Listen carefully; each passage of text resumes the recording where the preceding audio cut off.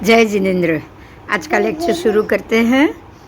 आज हम भरत क्षेत्र, जम्बूद्वीप, आज का भरत खंड, आज के 6 खंड और मेरू पर्वत और परमात्मा ने बताया हुआ जम्बूद्वीप और मेरू पर्वत, उसकी खूब चर्चा करेंगे। आइए अभी मैं आपको मेरू पर्वत और आज के 6 खंड का पिक्चर बताती हूँ। आइए, जो आ मेरू पर्वत, आ भरत क्षेत्रना 6 खंड અને मेरू पर्वत ने इस प्रकार से ज्योतिष चक्र लपेटे हुए घूम रहा है। तो ज्योतिष चक्र में 2 नक्षत्र पट है। कितने? 2 नक्षत्र पट। देखो, ये एक है भरत तरफी नक्षत्र, 28 नक्षत्र बिल्कुल इस प्रकार से है गोलाई में, और दूसरा आधा इस तरफ, वो ऐरावत का।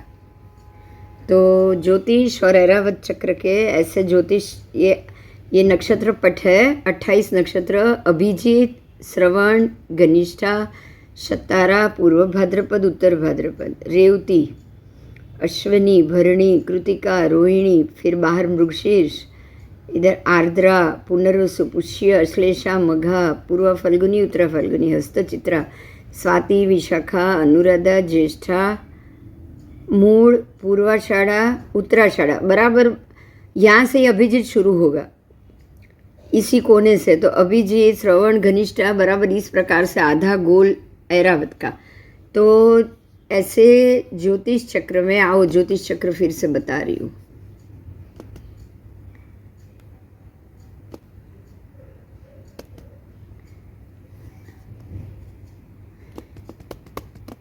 ये ज्योतिष चक्र है, उसमें जो नक्षत्र के मंडले हैं, वो नक्षत्र मंडल में 28 नक्षत्र जो अभी मैंने आपको बताए, बिल्कुल वैसे ही उसको स्थित समझना है।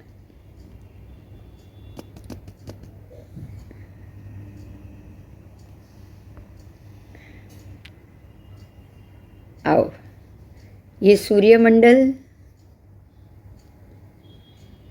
उसके ऊपर चंद्रमंडल, और तीसरा जो है वो नक्षत्र मंडल है। दिख रहा है?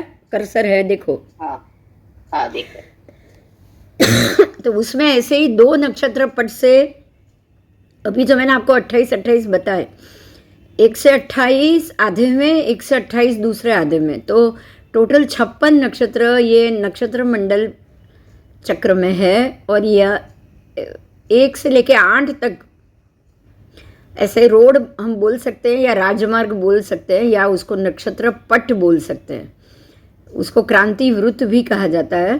तो ये 8 मांडले हैं, और उसके अंदर 28 नक्षत्र भरत क्षेत्र की तरफ और 28 ऐरावत की तरफ, इस तरह से 56 नक्षत्र बिछे हुए हैं।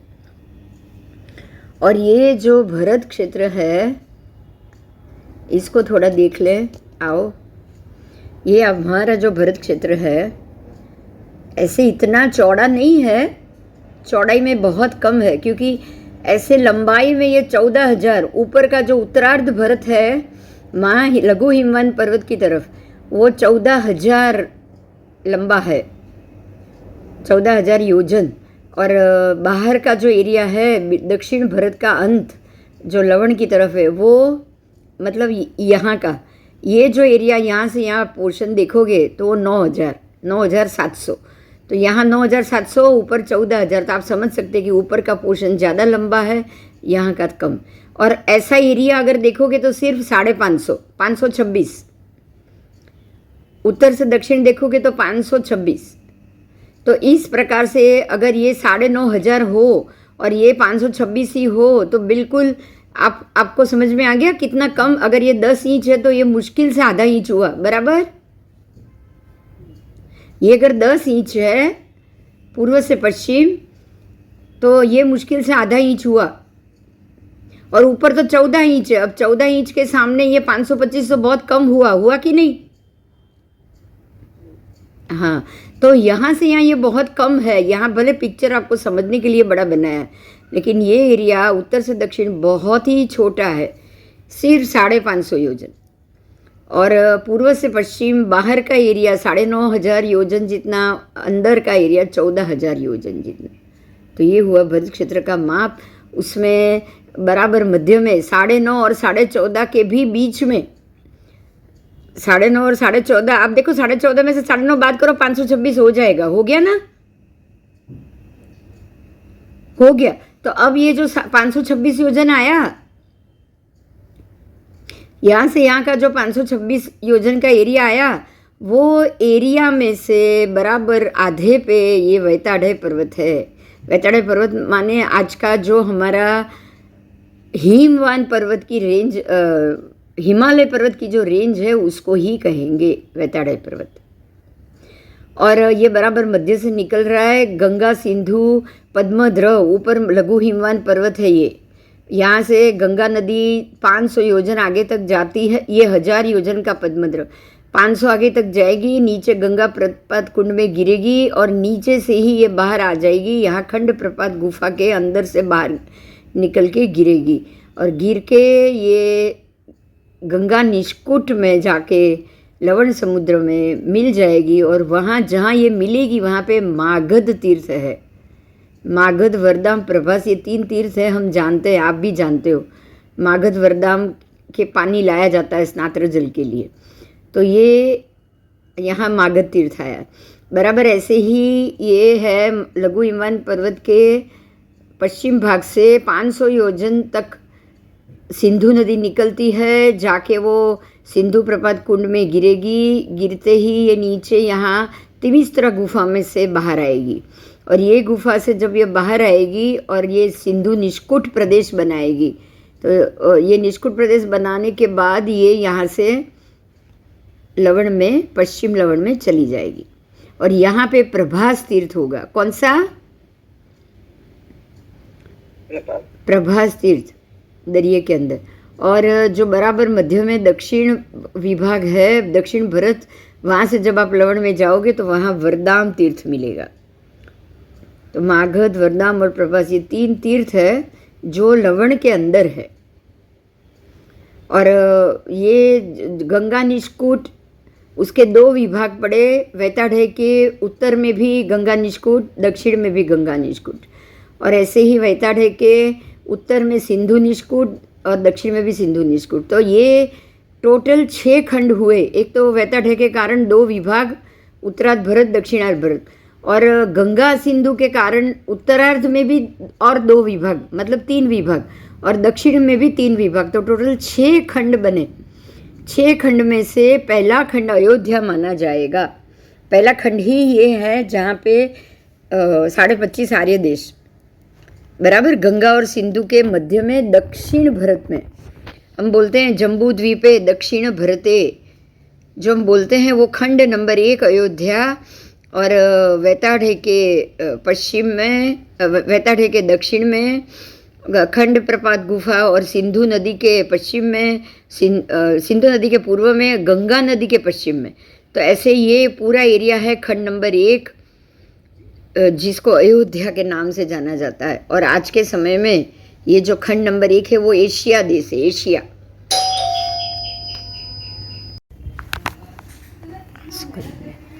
बंद नहीं करिए हुआ अयोध्या का एरिया जो खंड नंबर 1। अब दूसरे खंड में जाएंगे, सिंधु निष्कुट, दक्षिण भारत का सिंधु निष्कुट। दक्षिण भारत में जो एक और वैताढ़े और सिंधु नदी जहाँ लवण में मिलती है, वो 2 के बीच में एक खंड पड़ता है, जिसको आज हम दक्षिण अमेरिका के नाम से जानते हैं, बराबर। आज की पृथ्वी भी 6 खंड की ही है, तो ये दक्षिण अमेरिका का खंड बना। और ये दक्षिण अमेरिका के खंड में सिंधु निष्कुट है, सिंधु से ही एक टुकड़ा भाग पड़ा हुआ है, और ये आज हम उसको दक्षिण अमेरिका के नाम से, मेडागास्कर, ऐसे बहुत सारे यहाँ पे द्वीप है जिसको आज के दुनिया में ये नाम से जाना जाता है।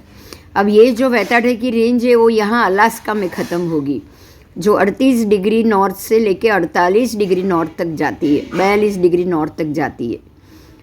28 डिग्री नॉर्थ से लेके बीच में 28 डिग्री नॉर्थ है हिमालय, और अलास्का में ये 42 डिग्री नॉर्थ पे ख़त्म हो रहा है। तो थोड़ा सा यहाँ से क्रॉस चला जाएगा और यहाँ से भी फ्यूजेमा क्रॉस चला जाएगा। तो अभी मैं अलास्का की बात कर रही हूँ।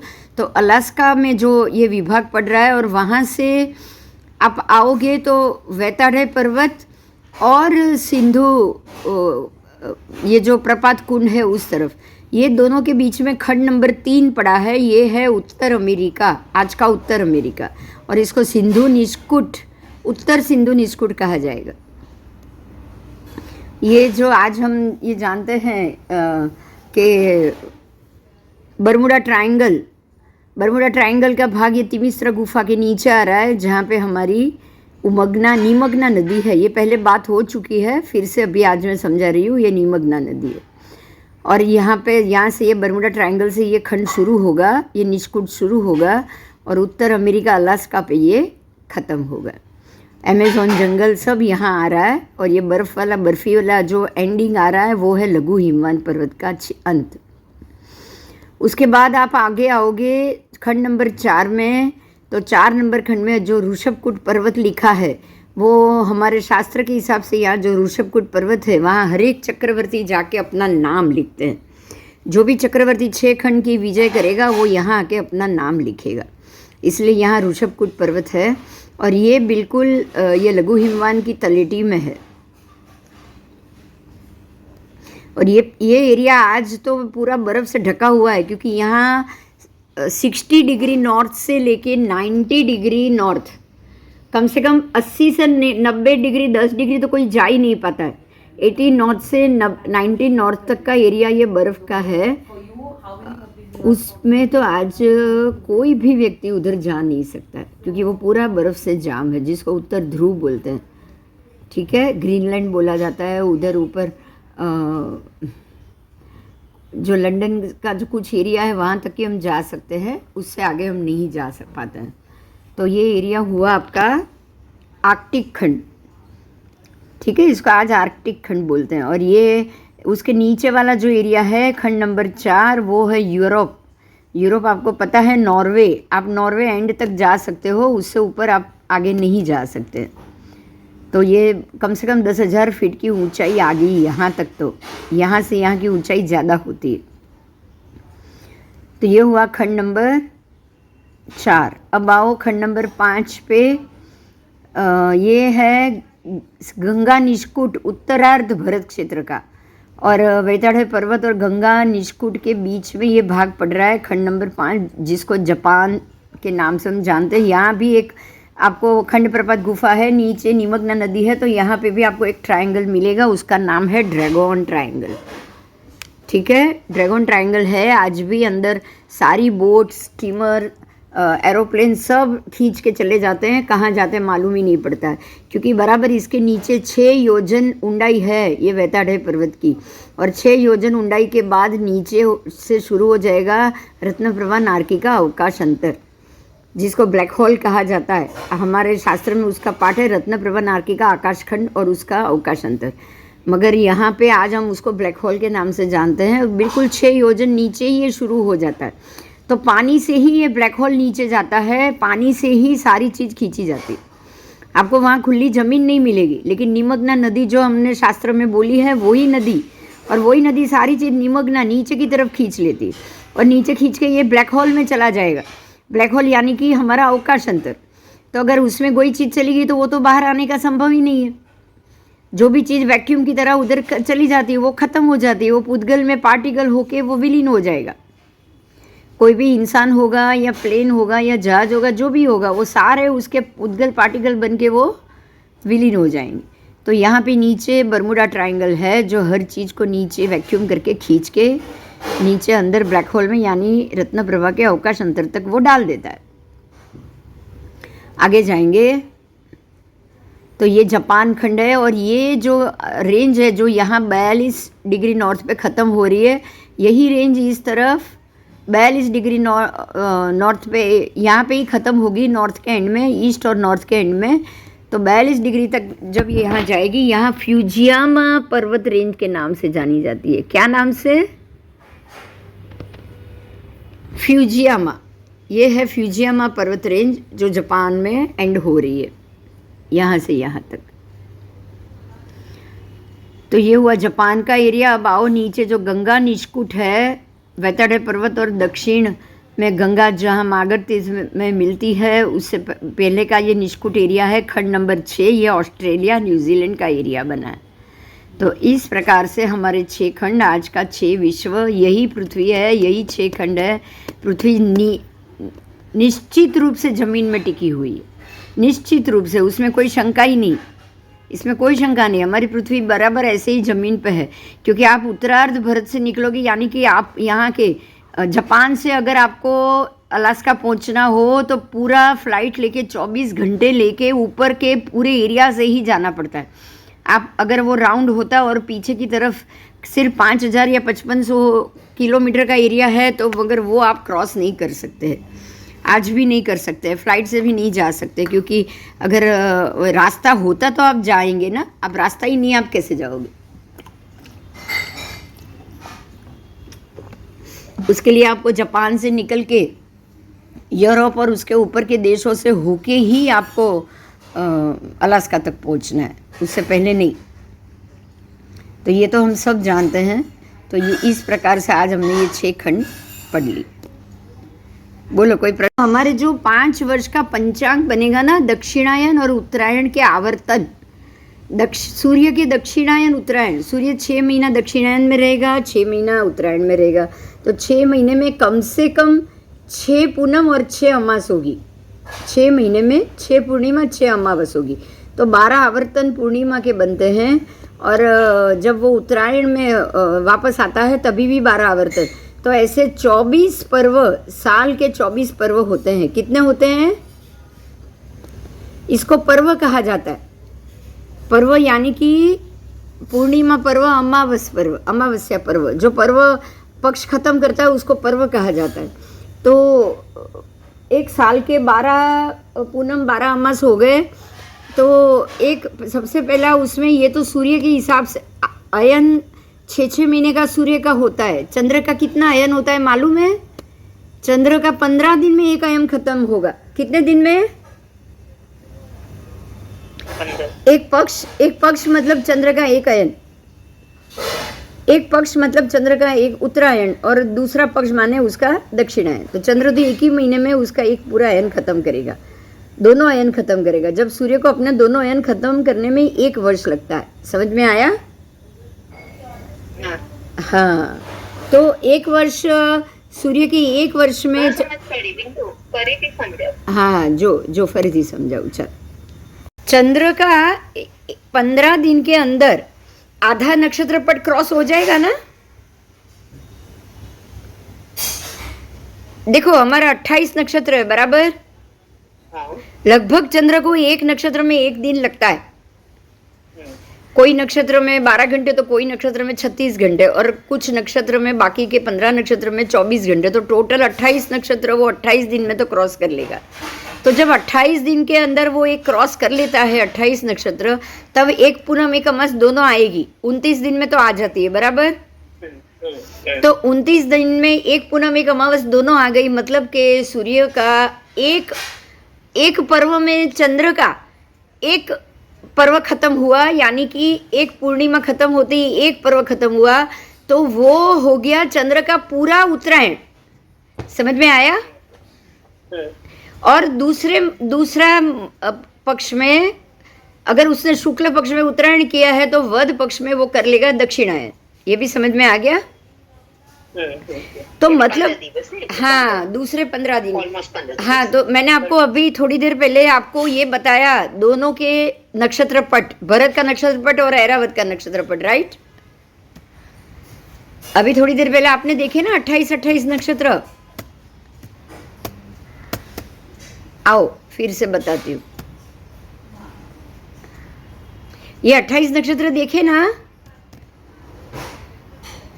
पूरा 28 नक्षत्र चंद्र को घूमने में 1 महीना लगेगा। कितना दिन? 1 महीना। तो 1 महीना में चंद्र, मान लो कि ये अभिजीत से उसने शुरू किया है, तो 15 दिन में ये पुष्य में पहुंचा, और बाकी के 15 दिन में फिर से यहाँ दूसरा अभिजीत में पहुंच जाएगा ना। हाँ, तो ये सूर्य चंद्र का अभिजीत से पुष्य में पहुंचना ही एक अयन हो गया, और पुष्य से वापस अभिजीत में पहुंचना दूसरा अयन। बराबर। हाँ, तो एक महीने में ये चंद्र एक ही महीने में पसार कर लेगा। तो एक महीने में चंद्र ने 2 अयन किए, अभिजीत से पुष्य 1 अयन और पुष्य से वापस अभिजीत दूसरा अयन, बराबर। बस अभी मैं सूर्य की बात कर रही हूँ। सूर्य को अभिजीत से निकल के पुष्य में पहुंचने में 6 महीने लगते हैं। कितना? 6 महीने। जब पुष्य में आएगा सूर्य तो दक्षिणायन शुरू होगा, और जब अभिजीत में होगा तब उत्तरायण शुरू होगा, बराबर। बराबर। तो सूर्य को अभिजीत से पुष्य में जाते हुए 6 महीना और पुष्य से वापस यहाँ पे अभिजीत में आते हुए 6 महीना, तो सूर्य को पूरा ये इतना एक ही नक्षत्र पर घूमने में 1 साल लगता है। कितना? 1 साल लगता है। जब चंद्र को सिर्फ 15 दिन, 1 महीना, सिर्फ 1 महीना। समझ में आ गया? अभी समझ में आया? सूर्य को दोनों अयन खत्म करने में 1 साल लगेगा और चंद्र को दोनों अयन खत्म करने में 1 महीना। बात समझ में? नक्षत्र पर पड़े ने। हाँ हाँ हाँ। पर चंद्र तुरंत निकल जाएगा, लेकिन सूर्य को देरी लगेगी। ये तो समझ में आ गया ना? पर नक्षत्र ने ऐसा तो चंद्र पर વધારે પડે कि सूर्य नहीं, वो तो सबके ऊपर ग्रहों पे भी पड़ती है, सबके ऊपर, हर एक की असर पड़ती है एक दूसरे पे। इसके ऊपर ज्यादा, इसके ऊपर ज्यादा नहीं। ये सूर्य की गति स्लो है, चंद्र की गति फास्ट है, ये रीजन है बस। सूर्य को अब देखो, सूर्य के मांडले 184 है, हर मांडले पे 1 दिन जाएगा, तो अपने आप उसको 186 दिन अपने आप ही हो गया ना, 183 दिन। लेकिन चंद्र के 15 ही मांडले, कारण ये है बस। हाँ, बराबर बराबर, राइट। बस यही सबसे बड़ा कारण ये है। बाकी चंद्र की गति फास्ट नहीं है। अब चंद्र को तो 15 ही स्टेप चलने हैं, तो वो तो जल्दी ही पहुंच जाएगा ना, 15 दिन में पहुंच जाएगा। और सूर्य को ये इतने यहाँ से यहाँ क्रॉस करने में 6 महीना लग जाएंगे, क्योंकि उसके 184 मंडल है, तो हर एक मंडल पे 1 दिन वो रहेगा, तो 183 दिन तो हो ही जाएगा ना उसको, होगा ना? हाँ, तो अब सूर्य के 183 दिन में पुष्य में पहुंचा, पुष्य से वापस 183 दिन में अभिजीत में पहुंचा, तो 183 366 दिन हो गए। 366 दिन में तो कम से कम 12 पूनम 12 अमास तो निकल ही जाएगी, निकल जाएगी ना? हाँ, तो यहाँ पे ये बताया है कि 12 पूर्णिमा और 12 अमावस है क्या?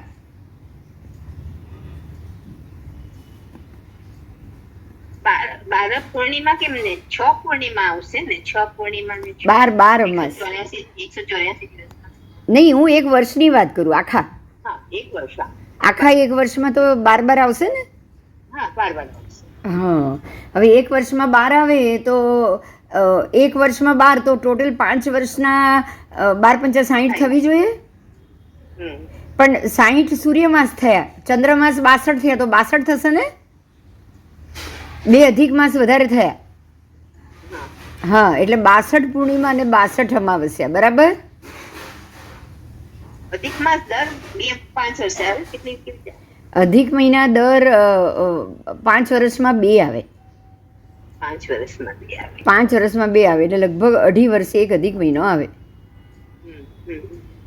બરાબર ને? એટલે 5 વર્ષમાં 62 પૂનમ 62 અમાસ, તો ટોટલ કેટલી થઈ? બરાબર. તો અહીંયા આખું મેં 62 પૂનમ 62 અમાસનો કોઠો જ છે કે ભાઈ એ વખતે સૂર્ય કઈ ડિગ્રીમાં છે અને ચંદ્ર કઈ ડિગ્રીમાં છે. ઓકે, આ તો પંચાંગનો મુદ્દો છે, પણ તને પૂનમ અમાસ સમજ પડી ગઈ ને તમને? હા, પડી ગઈ. બસ બસ, પછી તો લખાણ જ જોવાનું છે. હવે આ પૂનમ અમાસ તો કરે, પણ નવકારસી પોરસી પણ કેવી રીતે થાય એ બી જાણશું ને આજે. હા, નવકારસી પોરસી કેવી રીતે થાય એ જાણવાનું છે. આવો જો, અહીંયા તમારી સામે એક પેજ છે ને, એમાં સ્પષ્ટ સૂર્યોદય છે, દિનમાન રાત્રિમાન. તો શ્રાવણ વદ એકમના દિવસે, શ્રાવણ વદ એકમ એટલે અષાઢી પૂનમના બીજા દિવસે, રાઈટ? હા, તો એ દિવસે એ દિવસે સૂર્ય અને ચંદ્રનું દિનમાન કેટલું? તો કે 14 કલાક અને 24 મિનિટનો દિવસ, લાંબામાં લાંબો દિવસ છે એ દિવસે. શું છે? હા, અને 9 કલાક અને 36 મિનિટની રાત છે. જો અહીંયા રાત્રિમાનમાં લખ્યા છે 9 કલાક ને 36 મિનિટ. હવે એના પછીના બીજા દિવસે શ્રાવણ વદ બીજે જો દિવસ કેટલો ઘટ્યો? 14, 22, 26 એટલે 34 મિનિટ અને એક મિનિટ ને 34 સેકન્ડ ઘટ્યો. કેટલો ઘટ્યો? હવે 1 મિનિટ 34 સેકન્ડ રોજ દિવસ ઘટશે. સમજાયું? અને રોજ એ રાત વધશે. જુઓ, પહેલા 9:36 હતી ને, એના બદલે 9:37 અને 34 થઈ ગઈ. બરાબર? એટલે આ રાત વધશે, દિવસ ઘટશે, રાત વધશે. એટલે આ બે કોલમ એ છે. સમજાયું? હવે અહીંયા આવશો તો જો મધ્યમ લખ્યું છે સવારના, આ મધ્યમમાન 6, સવારે 6 વાગે. પણ મધ્યમમાન કરતાં બી હવે તમારા દિવસ અને રાતમાં કેટલા ફરક પડ્યા? તો કે હા, અહીંયા મધ્યમ લખ્યું છે મેં, જુઓ. એટલે મધ્યમ તો 6 વાગે જ હોય. મધ્યમ દિવસ તમારો એક્ઝેક્ટ 6 વાગે, રાઈટ? મધ્યમમાન કહેવાય. મધ્યમમાન 4 સંધ્યા, 4 સંધ્યા એટલે સવાર, એને સંધ્યા જ કહેવાય. આને સવારે 6, સાંજે 6, રાતના 12 ને બપોરના 12, એને 4 સંધ્યા કહેવાય. શું કહેવાય? સમજાયું?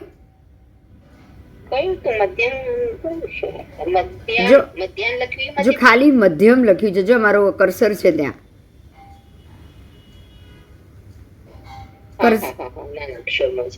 ખાલી 6 વાગ્યા લખ્યા છે રોજના. અને એવી રીતે અહીંયા આવશે જો સૂર્યાસ્ત સ્પષ્ટ 18 લખેલું છે. સમજાયું? સાંજે 6, આ સવારનો 6, આ સાંજનો 6.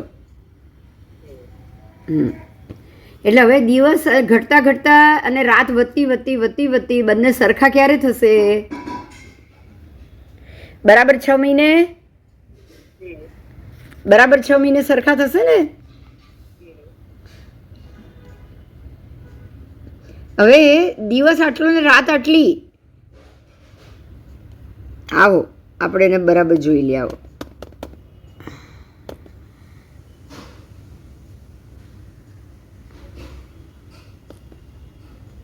માગસરની પોષ મહિને થશે. બરાબર?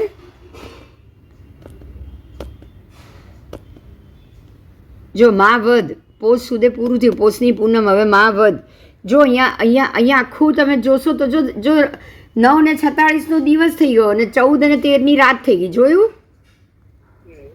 પહેલા કરતા ઉલટું થઈ ગયું.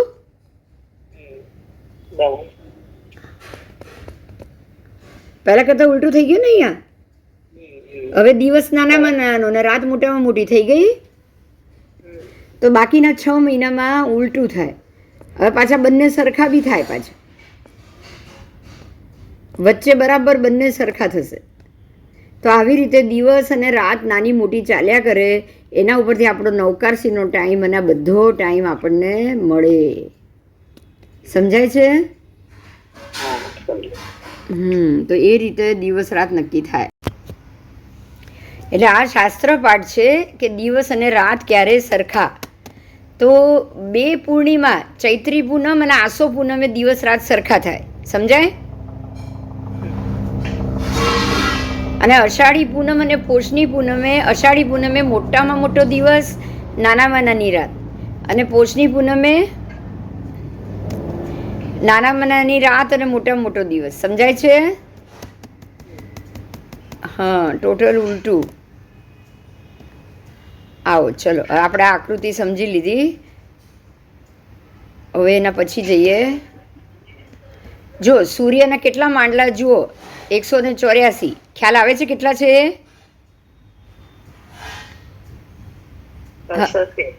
184 માંડલા. અને ચંદ્રના ખાલી 15. એટલે ચંદ્ર બહુ જલ્દી અંદરથી બહાર જતો રહેશે ને?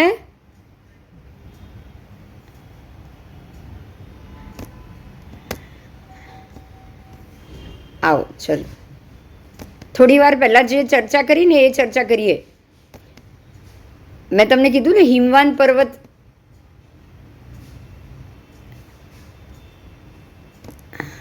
જો એવરેસ્ટ દુનિયાના સૌથી ટોપ 10 માઉન્ટેન આવો પિક્ચર છે એમાં દુનિયાના સૌથી ઊંચા 10 પર્વત એવરેસ્ટ હિમાલયમાં. એવરેસ્ટ ક્યાં આવ્યો? હિમાલય રેન્જ, દેશ નેપાળ. એની ઊંચાઈ 29,000 અત્યારના એની એટલા કિલોમીટર ઊંચાઈ છે અને 27 ડિગ્રી નોર્થથી લઈ 28 ડિગ્રી નોર્થમાં એ રહેલો છે. એવી જ રીતે પછી બીજો છે K2 કારાકોરમ, એ પાકિસ્તાન અને ચીનની રેન્જમાં છે. ચાઇના અને પાકિસ્તાન એ પણ 35 ડિગ્રી નોર્થ. સમજાય છે? 28થી લઈને 42માં બધા આવી જશે. મેં કીધું થોડી વાર પહેલાં એ આપણે હમણાં જોયું ને જાપાનનો ફ્યુજિયામા અને અલાસ્કાની રેન્જમાં મેં તમને સમજાવ્યું ને.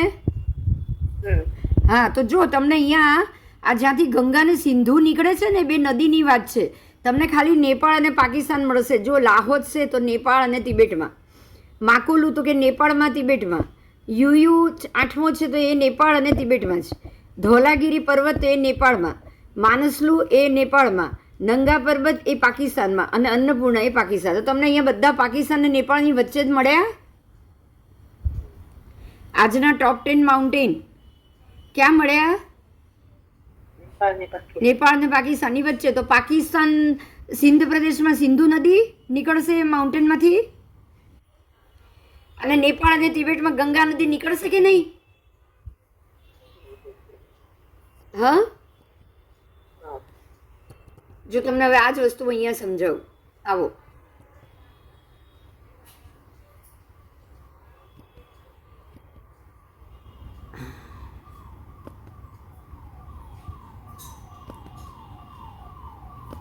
આ જે ટોપ 10 માઉન્ટેન છે એ કયા એરિયામાં આવશે? આવો, જો આ હિમાલયન રેન્જ છે, રાઈટ? કર્સર ફરે છે ને? હવે એમાં આ બાજુ નેપાળ તિબેટ આવશે ને. આ જ્યાં ગુફા છે ત્યાં ખંડ પ્રપાત ગુફા, જ્યાં ગંગા નિષ્કુટ લખ્યું છે, આ આવ્યું તમારું નેપાળ તિબેટ. બરાબર બરાબર. અને એવું જ સામે જુઓ, આ બાજુ આ પાકિસ્તાન ચાઇના આવશે, વચમાં ચાઇના અને આ બાજુ પાકિસ્તાન આવશે. તો બરાબર આ બે ગંગા ને સિંધુની વચમાં ખંડ પ્રપાત તિમિશ્રા ગુફાની વચમાં જ આ ટોપ 10 માઉન્ટેન છે, સૌથી દુનિયાના ઊંચા પર્વતો. ક્યાં આવ્યા?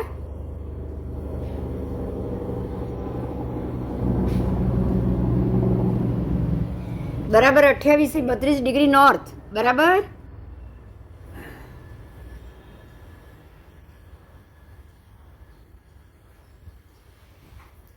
બરાબર.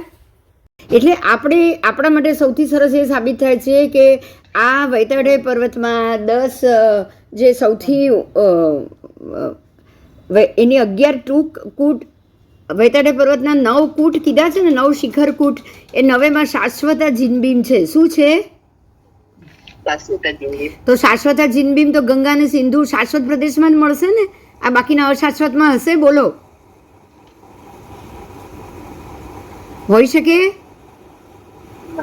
ન હોઈ શકે. શાશ્વત જિનબીમ તો અહીંયા જ મળે, શાશ્વત ચૈત્ય, શાશ્વત જિનબીમ.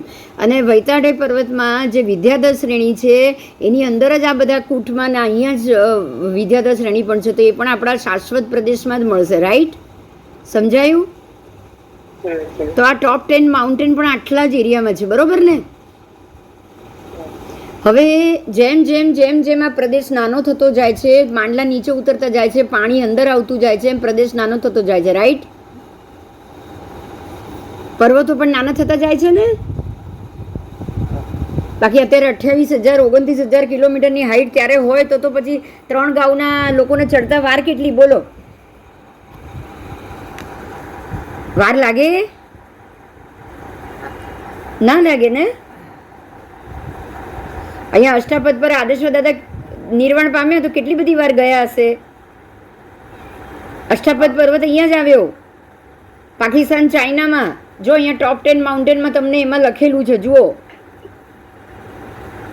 આવો, પાકિસ્તાન ચાઇનાનો એક પર્વત આવ્યો છે, જુઓ. એવરેસ્ટ બી ક્યાં આવ્યો?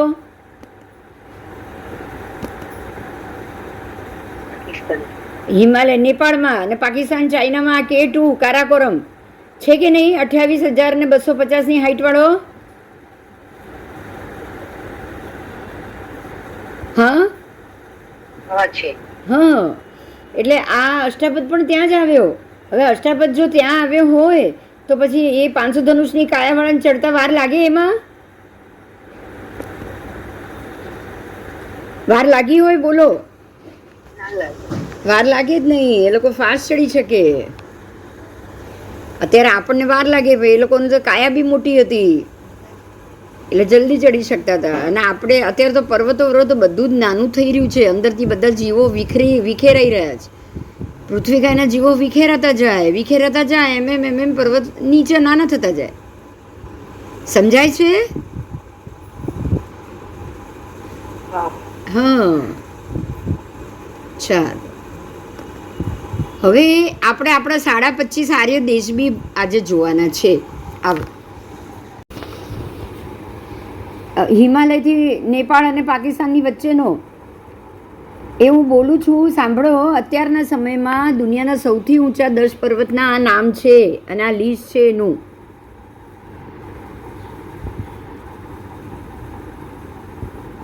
અને આ પર્વતમાળા वैताठे પણ 9 જ ऊंचा शिखरों बताए गए हैं वैताठे के भी. तो ये 9 पर्वत के शिखर में 9 जिन मंदिर जो हमारे शास्त्र ने कहा है शाश्वत जिनबीम, तो ये इसी शाश्वत एरिया में होने चाहिए. और शाश्वत एरिया के जिनबीम के युक्त एरिया को ही आर्य क्षेत्र भी कहा गया है, जहाँ से जीव मुक्त होके मोक्ष मार्ग प्राप्त करते हैं. और ऐसे आर्य क्षेत्र संपूर्ण भरत क्षेत्र में मात्र ये 9 ऊंचे शिखर सहित और गंगा और सिंधु के मध्य में है. और उपरोक्त ये जो आप 10 टॉप 10 माउंटेन है वो पाकिस्तान के 27 डिग्री 53 कला नॉर्थ यानी कि लगभग 28 डिग्री नॉर्थ से लेके 35 डिग्री नॉर्थ अक्षांश तक ही स्थित है. समझમાં આવ્યું? ખાલી 28 થી 35 ડિગ્રીની વચમાં જ આ બધું આવી ગયું, 36 ડિગ્રીની વચ્ચે જ. સમજાયું? અને 74 અક્ષાંશથી 88 રેખાંશ સુધી, 74 રેખાંશ થી 88 રેખાંશ, એટલે એ ખાલી ભારત દેશનો જ ભાગ, ગંગા ને સિંધુની વચ્ચેનો જ ભાગ. સમજાય છે મારી વાત? હા,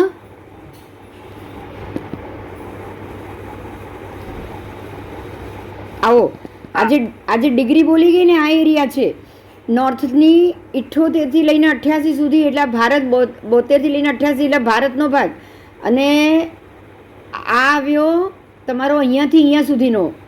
આ જીરો અહીંયા બહારથી ગણશો તો અહીંયા સુધીમાં આ જગ્યા આવશે 28 ડિગ્રી નોર્થથી લઈને 38. 38 ખાલી આ 10 જ અક્ષાંશના પટ્ટામાં આખું હિમાલયન રેન્જ આવી ગઈ છે. બરાબર? આવો, ચલો હવે આગળ. હવે આ એરિયામાં જે શાશ્વત પ્રદેશ છે એ શાશ્વત દેશના નામ બોલું છું. શાસ્ત્રમાં એને કયા નામે આપણે જાણીએ છીએ. આજે તમને આ નામના કદાચ મળશે કે નહીં ખબર નથી, પણ શાસ્ત્રોમાં એના જે 25 आर्य देश છે, आर्य भूमि में स्थित 25 आर्य देश, उसके नाम मैं भी बोल रही हूँ. मागध देश. मागध देश એટલે કે રાજગૃહી નગરી. સાંભળ્યું છે નામ? માગધ તીર્થ જુદું છે. હા, રાજગૃહી નગરીમાં શ્રીપાળ રાજા હતા, ખબર છે? પછી અંગ દેશ, ચંપાપુરીમાં કોના કલ્યાણક થયા છે? હા,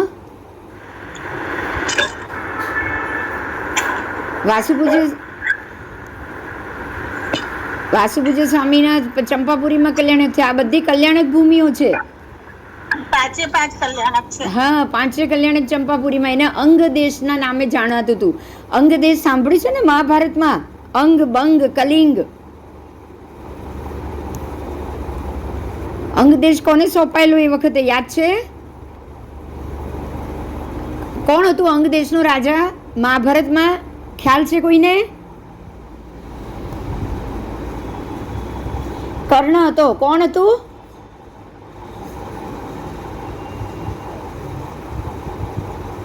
કર્ણને અંગ દેશ સોંપાયેલો. પછી બંગ, બંગ એટલે બંગાળ, તામ્રલિપિ નગરી નામ એનું. બંગ એટલે પૂરો બંગાળનો ભાગ.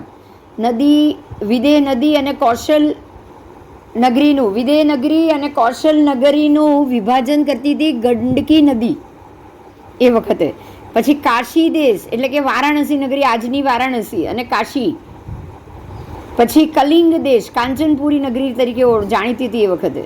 કૌશલ, કાશી, કૌશલ આ બધું ગણાતું. કૌશલ એટલે અયોધ્યા નગરી, અયોધ્યાનું કૌશલ નામ પણ છે. પછી કુરુ દેશ, કુરુ એટલે હસ્તિનાપુર. હસ્તિનાપુરમાં બી બધા ભગવાનના, આપણા 3 ભગવાન ત્યાંના ચક્રવર્તી થયા છે હસ્તિનાપુરમાં. એના પછી કુશાર્ત નગર જે શૌરીપુરી નગરી છે. પછી પાંચાલ દેશ એ કામ્પિલ્યપુર નગરી છે. એના પછી જંગલ દેશ, જો આજે અહીછત્રા નગર એને જંગલ કહેવાય છે, ખ્યાલ હોય તો. અહીછત્રા નગરમાં આજે અહીછત્રા પાર્શ્વનાથનું દિગંબર બહુ મોટું દેરાસર બન્યું છે, ખ્યાલ છે? વન હાથી તિહા એક આવે, એમ આખી બધું પૂજાના ઢાળમાં અહીછત્રા નામ આવે છે, તમને ખ્યાલ હોય તો.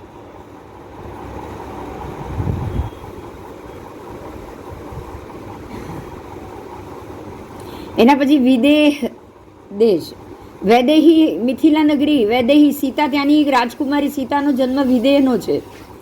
એટલે ગંડકી નદીથી ચંપકારણ્ય સુધીનો એ પ્રદેશ. પછી સુરાષ્ટ્ર, સુરાષ્ટ્ર એટલે દ્વારવતી, દ્વારવતી નગરી આજની દ્વારિકા નગરી. સૌરાષ્ટ્ર, આ જુનાગઢ સૌરાષ્ટ્ર જ્યાં પાલીતાણા છે, પાલીતાણાનો એરિયા સૌરાષ્ટ્ર એરિયા એ પણ આર્ય દેશ છે. શું સમજાયું? આમાં આપણા બધા તીર્થો આવી જશે. આજે બહુ મહત્વનો મુદ્દો છે આ. એના પછી વત્સ દેશ એટલે કે ભદ્રીપુર નગરી, કૌશાંબી નગરી, કૌશાંબી નગરીની માહી યોગી એક વિચરતા. ખ્યાલ છે? 5 માસ ને 25 દિનથી ભિક્ષા કાજે ફરતા, ખબર છે?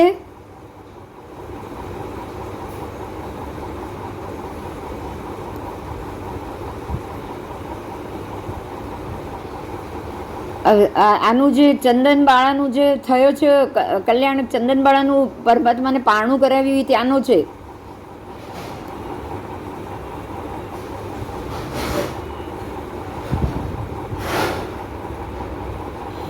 આવો મલય દેશ, મલય દેશ એટલે માળવા નગરી. માલવપતિ મૂન તમને ખ્યાલ હોય તો, મલયગીરી પર્વતમાળા એ છે મલય દેશ. પછી શાંડિલ્ય નંદીપુર નગરી. એના પછી વરુણ ઈચ્છાપુરી નગરી, વરુણ નગરી, ઈચ્છાપુરી નગરી. પછી મત્સ્ય દેશ, વિરાટ નગરી, ખ્યાલ છે? મત્સ્ય દેશના રાજા વિરાટ, અને ત્યાં આ લોકો પાંડવો રહેલા, યાદ છે કોઈને? વિરાટ નગરી ખબર છે? વિરાટ રાજા, પાંડવો વેશ બદલીને રહ્યા છે ને.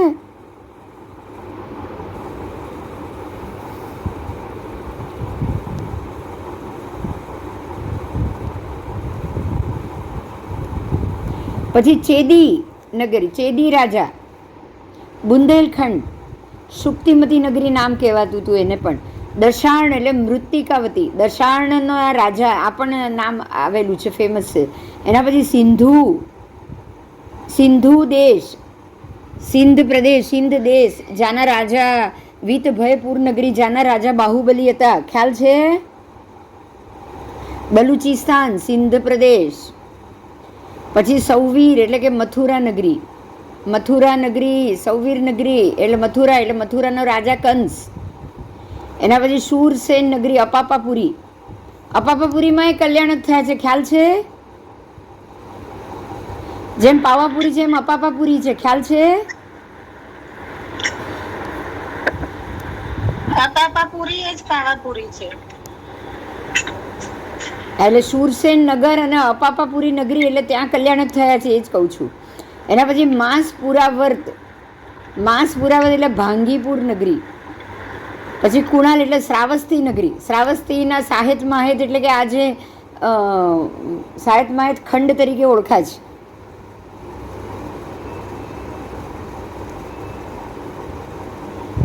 પછી લાટ દેશ, કોટી વર્ષપુરી નગરી, અને કૈકેયાર્ધ, શ્વેતાંબી નગરી, બિયાસ નદીથી કંધાર સુધીનો પ્રદેશ, અને કૈકેયી એ અડધો પ્રદેશ છે, આખો પ્રદેશ નથી.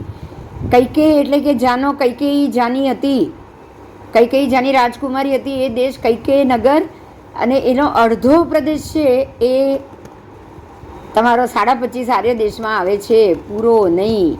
સમજાયું? જુઓ હવે તમે જે આપણે જે ષટખંડ જોયા ને, 6 ખંડ જુઓ તમે, અહીંયા બરાબર તમને સમજાશે. આના 6 ખંડના ભાગલા કરો. ચલો, દેખાય છે મેપ? હા, આવો. આ અહીંયા ભારત અને પાકિસ્તાનનો લગભગ આટલો એરિયા આવશે, આટલું આખું ભારતનો આ બાજુનો, અને અહીંયાથી આવશે ગંગા નદી આ બાજુ જ આવે છે ને, બંગાળનો પ્રદેશ, અને પાકિસ્તાન ભારત સાથે આ બાજુ આ પાકિસ્તાનનો આખો એરિયા, સિંધ પ્રદેશ, અહીંયાથી સિંધુ નદી, એટલે આટલો મોટો એરિયા આની અંદર આવશે ભારત દેશમાં, 25.5 આર્ય દેશમાં. એટલે કાબુલ, કંદહાર, એમાં પણ તમારા બલુચિસ્તાન, સિંધ પ્રદેશ, એ પણ બધા કયા પ્રદેશ ગણાશે? આર્ય દેશો. કયા ગણાશે? સમજ્યા મારી વાત? હા,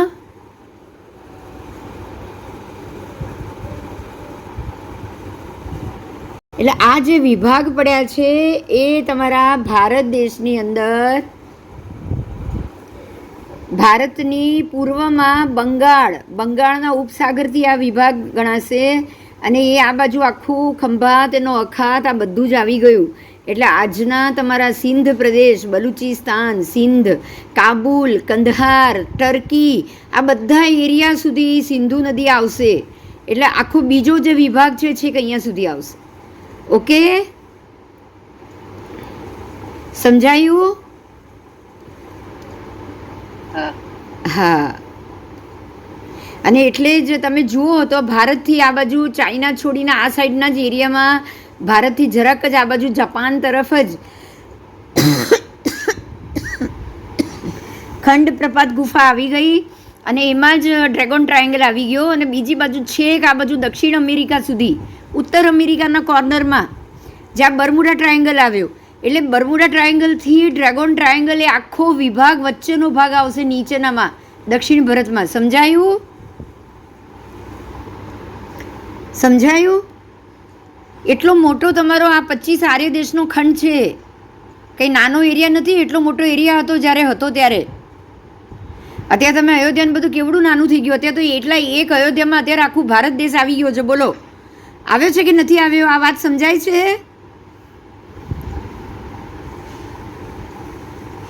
હા, કેટલું પાણી અંદર આવ્યું જરા ચેક કરો. ભારત દેશ પછી આખો આ નીચેનો જે ટ્રોપિક ઓફ કેપ્રિકોન, આ બધો એરિયા જે અત્યારે ઇન્ડિયન ઓશન પાણી આવી ગયું છે, આ બધી પહેલાં જમીન હતી. આ વાત સમજાય છે? અત્યારના ભારતમાંથી આ જે વચ્ચેથી નીકળે છે ને હિમાલયન રેન્જ, એ રેન્જ પછીનો આખો આટલો પાછળનો એરિયા નીચે સુધીનો બધો પ્રદેશ હતો, જ્યાં આજે દ્વારિકા તો તમારી આ ખંભાતના અખાતમાં ડૂબી ગઈ છે. દ્વારિકા તો ક્યારની ડૂબી ગઈ, દ્વારિકા નગરી. તો તમે કલ્પના કરો કે આ બધો નીચેથી નીચે સુધીનો પ્રદેશ કેટલો જમીનથી ભરેલો હશે, જ્યાં બધું અત્યારના પાણીમાં ગયું છે. અને જેટલો થોડો ઊંચો ભાગ હતો એન્ટાર્કટિકા, એ ભાગ ઊંચાઈવાળો બચી ગયો, પાણી અંદર આવ્યા કરે છે. આટલો હજી જરાક ઊંચાઈવાળો ભાગ હતો એ બચી ગયો, અને જેટલો નીચાવાળો ભાગ છે એમાં પાણી આવ્યા જ કરે છે, આવ્યા જ કરે છે, આવ્યા જ કરે છે, ડૂબ્યા કરે છે. સમજાય છે? બાકી એન્ટાર્કટિકા શાના માટે આટલું ઊભું હોય? એ ઊંચાઈવાળો હોય તો જ બચ્યો હોય ને. એટલે આપણો આખો આ એન્ડ ભારતથી લઈને છે કે એન્ટાર્ક સુધીમાં એન્ડ આવશે કે નહીં આવે?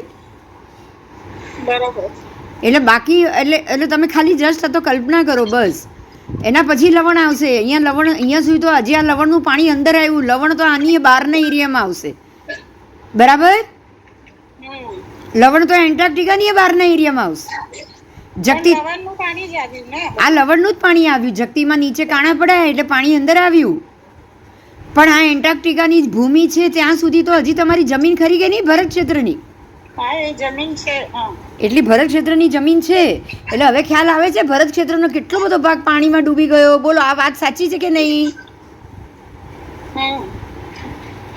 આજે આ મેપથી સમજાઈ ગયું રાઈટ? પાણી કેવી રીતે અંદર આવ્યું ને ભાગ કેવી રીતે ઉતરી રહ્યો છે ને ભરત ક્ષેત્ર નાનું કઈ રીતે થઈ રહ્યું છે, સમજાઈ ગયું? એ તો ભરત ક્ષેત્ર થઈ રહ્યું છે અને આ બીજું થઈ રહ્યું હશે ને.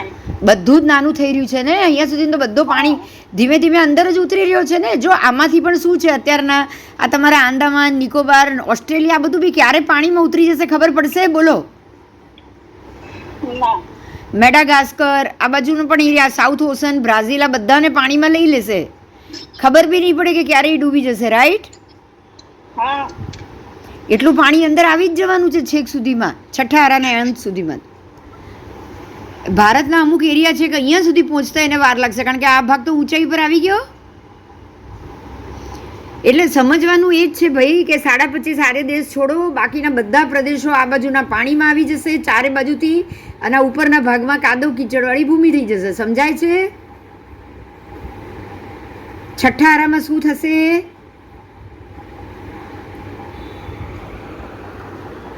હા,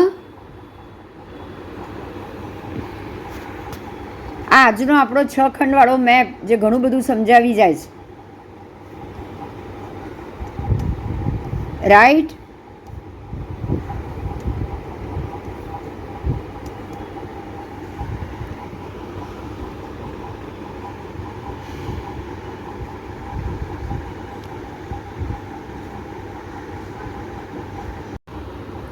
આજે તમે 25 આર્ય દેશ બી જાણ્યા, આ પણ જાણ્યા, ખંડ પણ જાણ્યા અને પાણી કઈ રીતે अंदर आवे છે એ પણ જાણ્યું.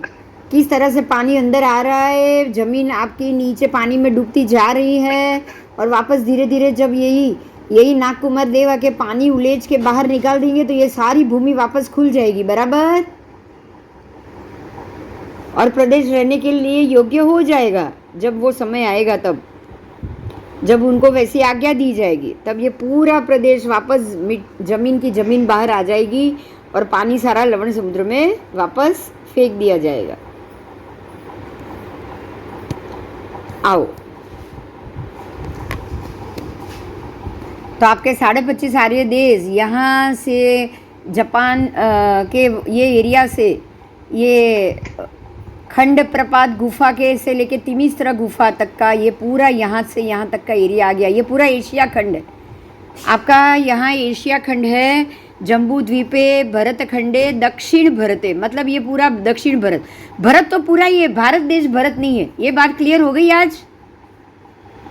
ये पूरा भरत क्षेत्र है. तो दक्षिण भरत में ये पूरा एशिया खंड आ जाएगा आपका. खाली भारत नहीं, पूरा एशिया खंड. एशिया खंड ऊपर टर्की, नीचे आपका एशिया और ये जो अफ्रीका, एशिया जो एशिया में ही आ गया, वो सारे खंड का जो एरिया है वो सब भी इसी में आ जाएंगे. आज भी आपको टर्की और सब में से जैन मंदिर मिल रहे हैं ना? बोलो, किसी ने देखा है क्या?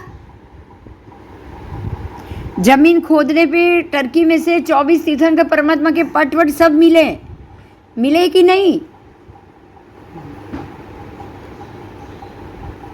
इसीलिए मिले कि यहाँ तक हमारा आर्य देश फैला हुआ था.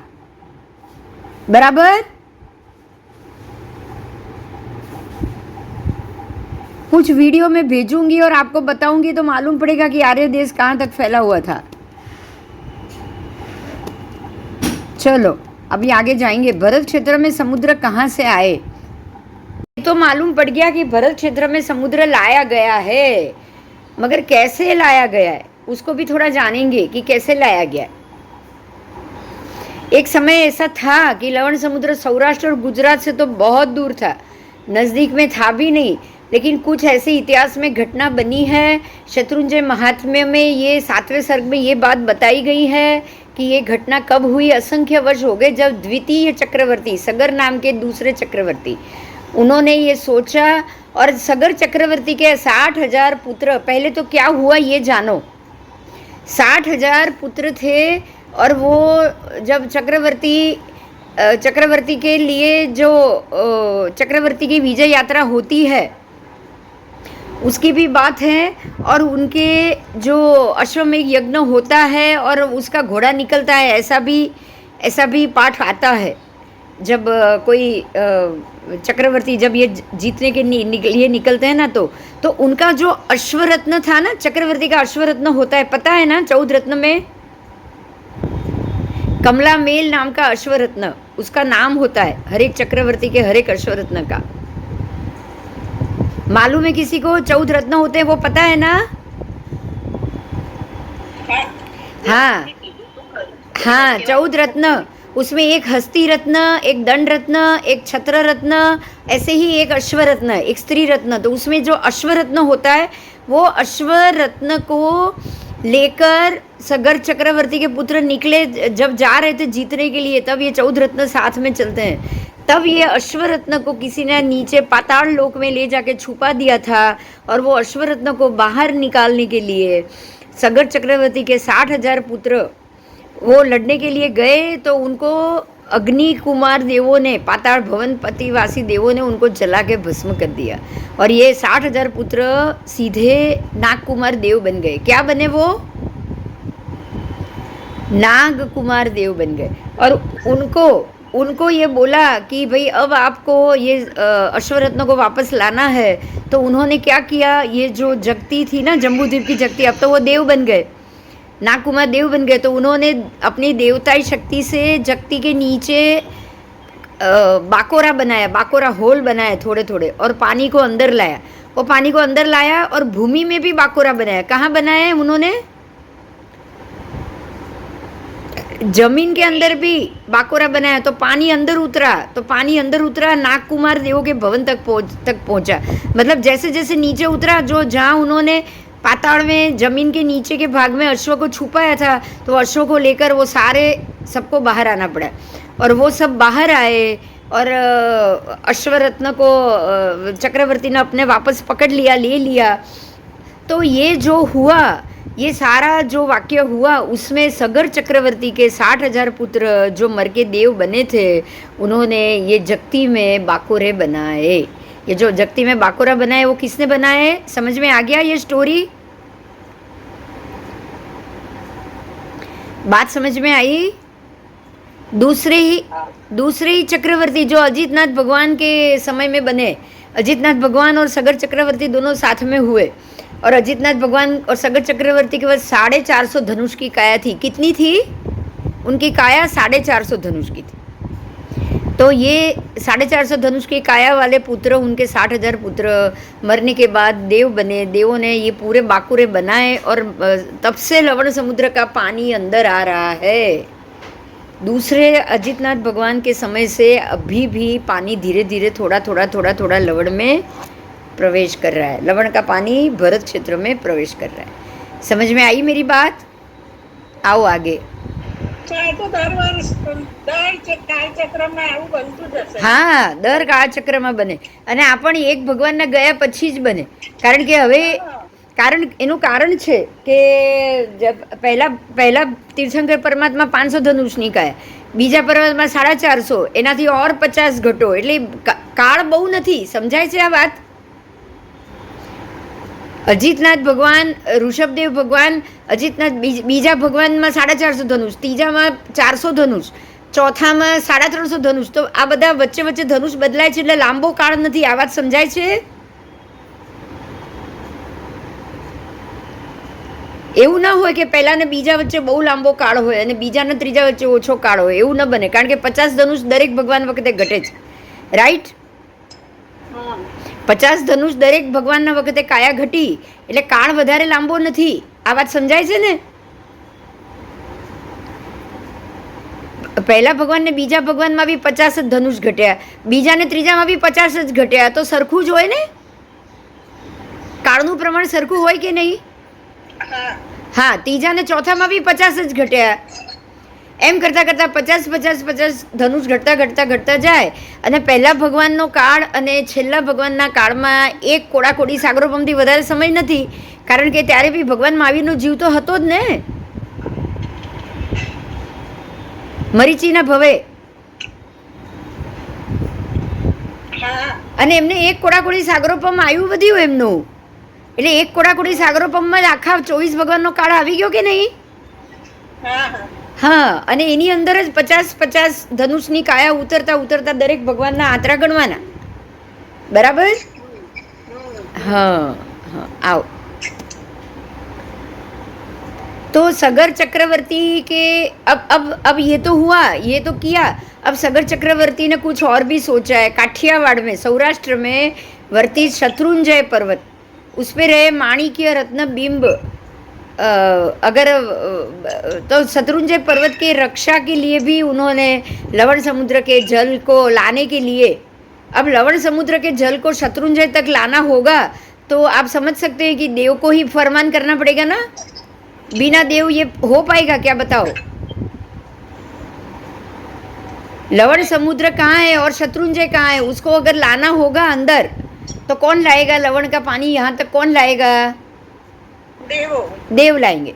तो उन्होंने देव से ये आज्ञा की और आज्ञावश हुए देव ने जम्बू द्वीप के पश्चिम द्वार से लवण समुद्र के पानी को घुमाकर अंदर लाया, तलाजा तक लाया. कहाँ तक लाया? ताल ध्वज पर्वत तक. पालीताना के पास में आया तळाजा ગામ અને એને તાલ ધ્વજ पर्वत કહેવાય છે ત્યાં જે છે पर्वतને. शत्रुंजय पालीताना तक वो लाए और सौधर्मेंद्र महाराजा ने भरत क्षेत्र में वर्तित भावों का निरीक्षण करने का उपयोग रखा. और उनको लगा कि सौधर्म ने देखा कि ये क्या हो रहा है, तो उन्होंने आके चक्रवर्ती को बोला कि अरे आप तो शत्रुंजय पर्वत को पूरा चारों तरफ से पानी से घेर के रख दोगे तो लोग कैसे जाएंगे शत्रुंजय तक. बात समझ में आई? शत्रुंजय की रक्षा करने के लिए खाई खोद के पानी अंदर लाए. अब शत्रुंजय की चारों तरफ उन्होंने खाई भी बना दी. तो खाई बना के अगर पानी भर दे तो क्या भविष्य में जीव वहाँ तक जा पाएंगे शत्रुंजय तक?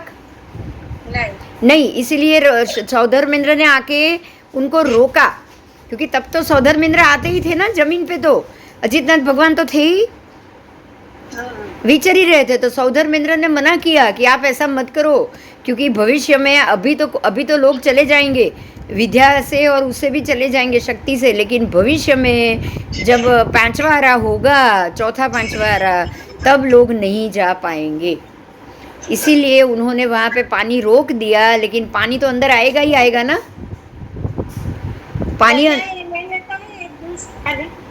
पानी अंदर आ चुका था.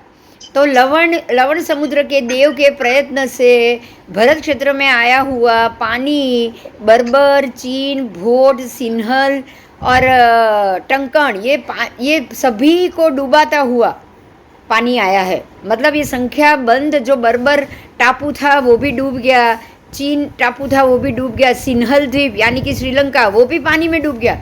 पानी अंदर आएगा तो बहुत कुछ डूब जाएगा. तो पानी अंदर लाने का ये सबसे बड़ा कारण है. समझ में आ गया?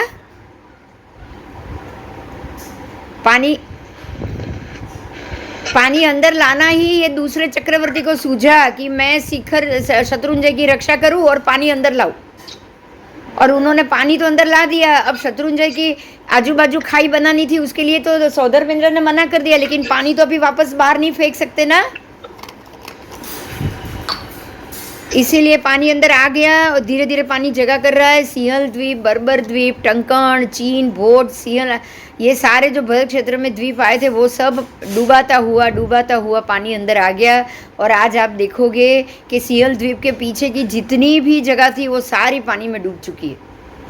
मैंने अभी आपको मैप बताया, बराबर? અષ્ટાપદ તો ખોલ્યું તો નહીં અને આમ જ પાણી આવ્યા કર્યું છે.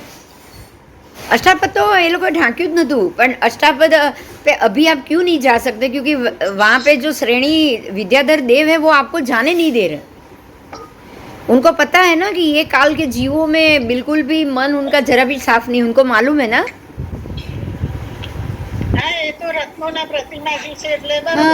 हाँ, उनको पता है कि ये काल के जीव.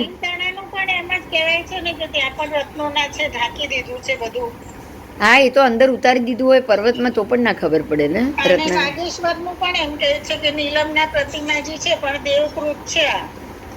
હવે આટલા નાના આદેશ્વર દાદા એ વખતે તો કઈ થોડી ભરત રાજાએ આ ભરાવ્યા હોય.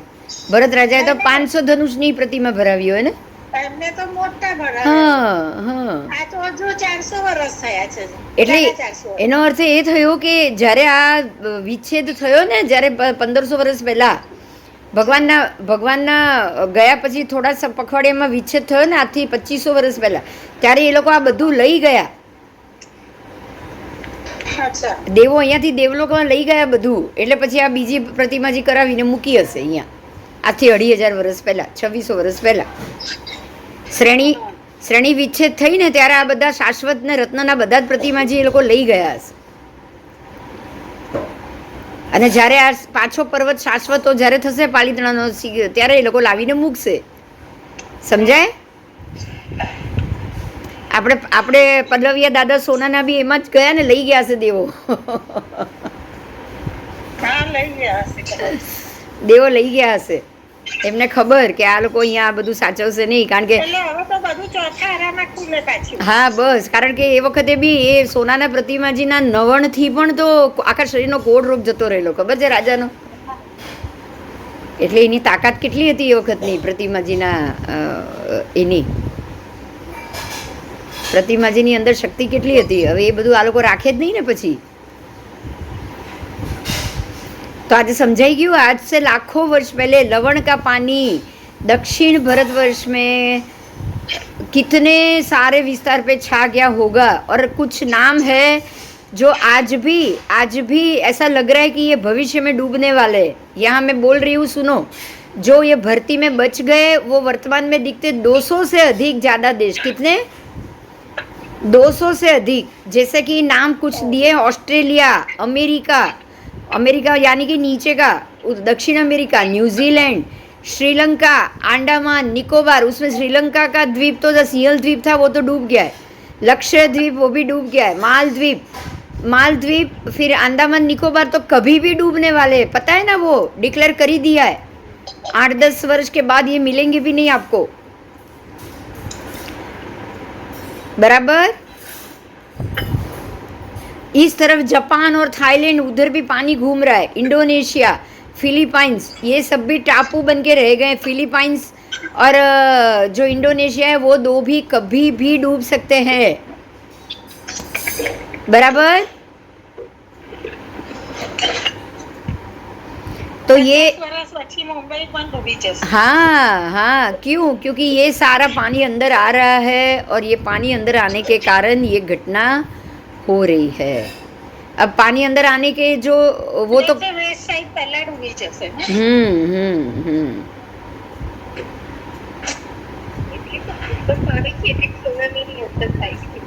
हाँ,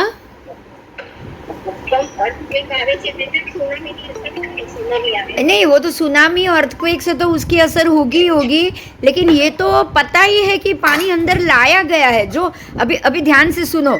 छिद्र तो बनाया गया, छिद्र बना के पानी शत्रुंजय तक तो ला भी दिया, और खाई खोद रहे थे, तब देव ने मना किया है. सौधर्मेंद्र ने तब मना किया, राइट? पानी तो सौराष्ट्र तक तो वो उन्होंने खंभात तक तो ला ही दिया था, और बाद में देवों ने मना किया, देवेंद्र ने मना किया.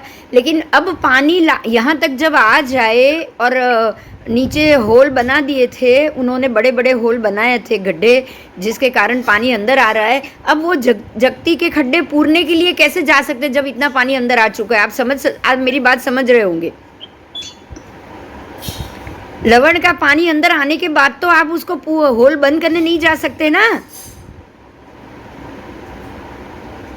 जा सकते हो क्या? देव, क्योंकि उनको करने की आज्ञा ही नहीं है. अब उनको आज्ञा मिलेगी कब? जब वापस. हाँ, देवों को तो बिना आज्ञा दिए तो अब ये होगा ही. लेकिन ये कब होगा पता है?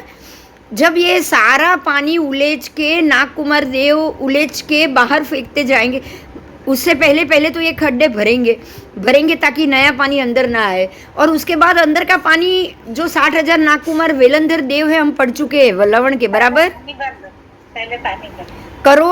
करोड़ की संख्या में कुछ करोड़ की संख्या में वेलंधर देव है, जो लवण समुद्र के रक्षक है. वो सारे वेलंधर देव अपने वो फेस उनका कड़छा जैसा होता है, उसको पानी उठा उठा के वापस लवण में फेंक देंगे और अब ऐसे ही पूरा जम्बू भरत क्षेत्र खुल जाएगा जगती तक। लेकिन ये धीरे धीरे होगा। कब होगा? जब हमारे पिछले अजितनाथ भगवान सगर चक्रवर्ती के पुत्र तक बात पहुंच जाएगी, तब तक। समझ में आया? समझ में आया? धीरे धीरे धीरे धीरे काया बढ़ेगी तो ये कार्य भी धीरे धीरे, जब दूसरे चक्रवर्ती, दूसरे तीर्थंकर परमात्मा, दूसरे चक्रवर्ती आएंगे तब ये होगा। बात समझ में आई? तब देवों को आदेश दिया जाएगा। आप इतना ध्यान रखिए, जब तक देवों को आदेश ना दिया जाए वो कोई काम नहीं करेंगे। लेकिन तब तक तो पहले ये पूरा छठा आरा आना है। छठा आरा 20 नहीं 40 हजार तक चलना है। उसके बाद 5वां आरा आएगा। 5वां आरा आएगा, छठा आरा आएगा, तब तक तो भरत क्षेत्र आपका कोई डूबने वाला नहीं। तब जो एरिया डूबा होगा वो 7 रात की बारिश के कारण खराब हुआ होगा, जमीन और सब। बराबर बराबर। उसको तो वापस फलद्रूप करना है, तब तक तो ये कोई जगती वक्ती नहीं भरेगी। लेकिन जब पूरा पानी निकालने का, बाहर निकलने का समय आए, वो कब आएगा पता है? जब फिर से ये चक्रवर्ती जब होंगे, तब तीर्थंकर परमात्मा होंगे तब नहीं, लेकिन जब चक्रवर्ती होंगे तब। ये मेरी बात समझ में आई आपको? पहले बताओ, जवाब दो।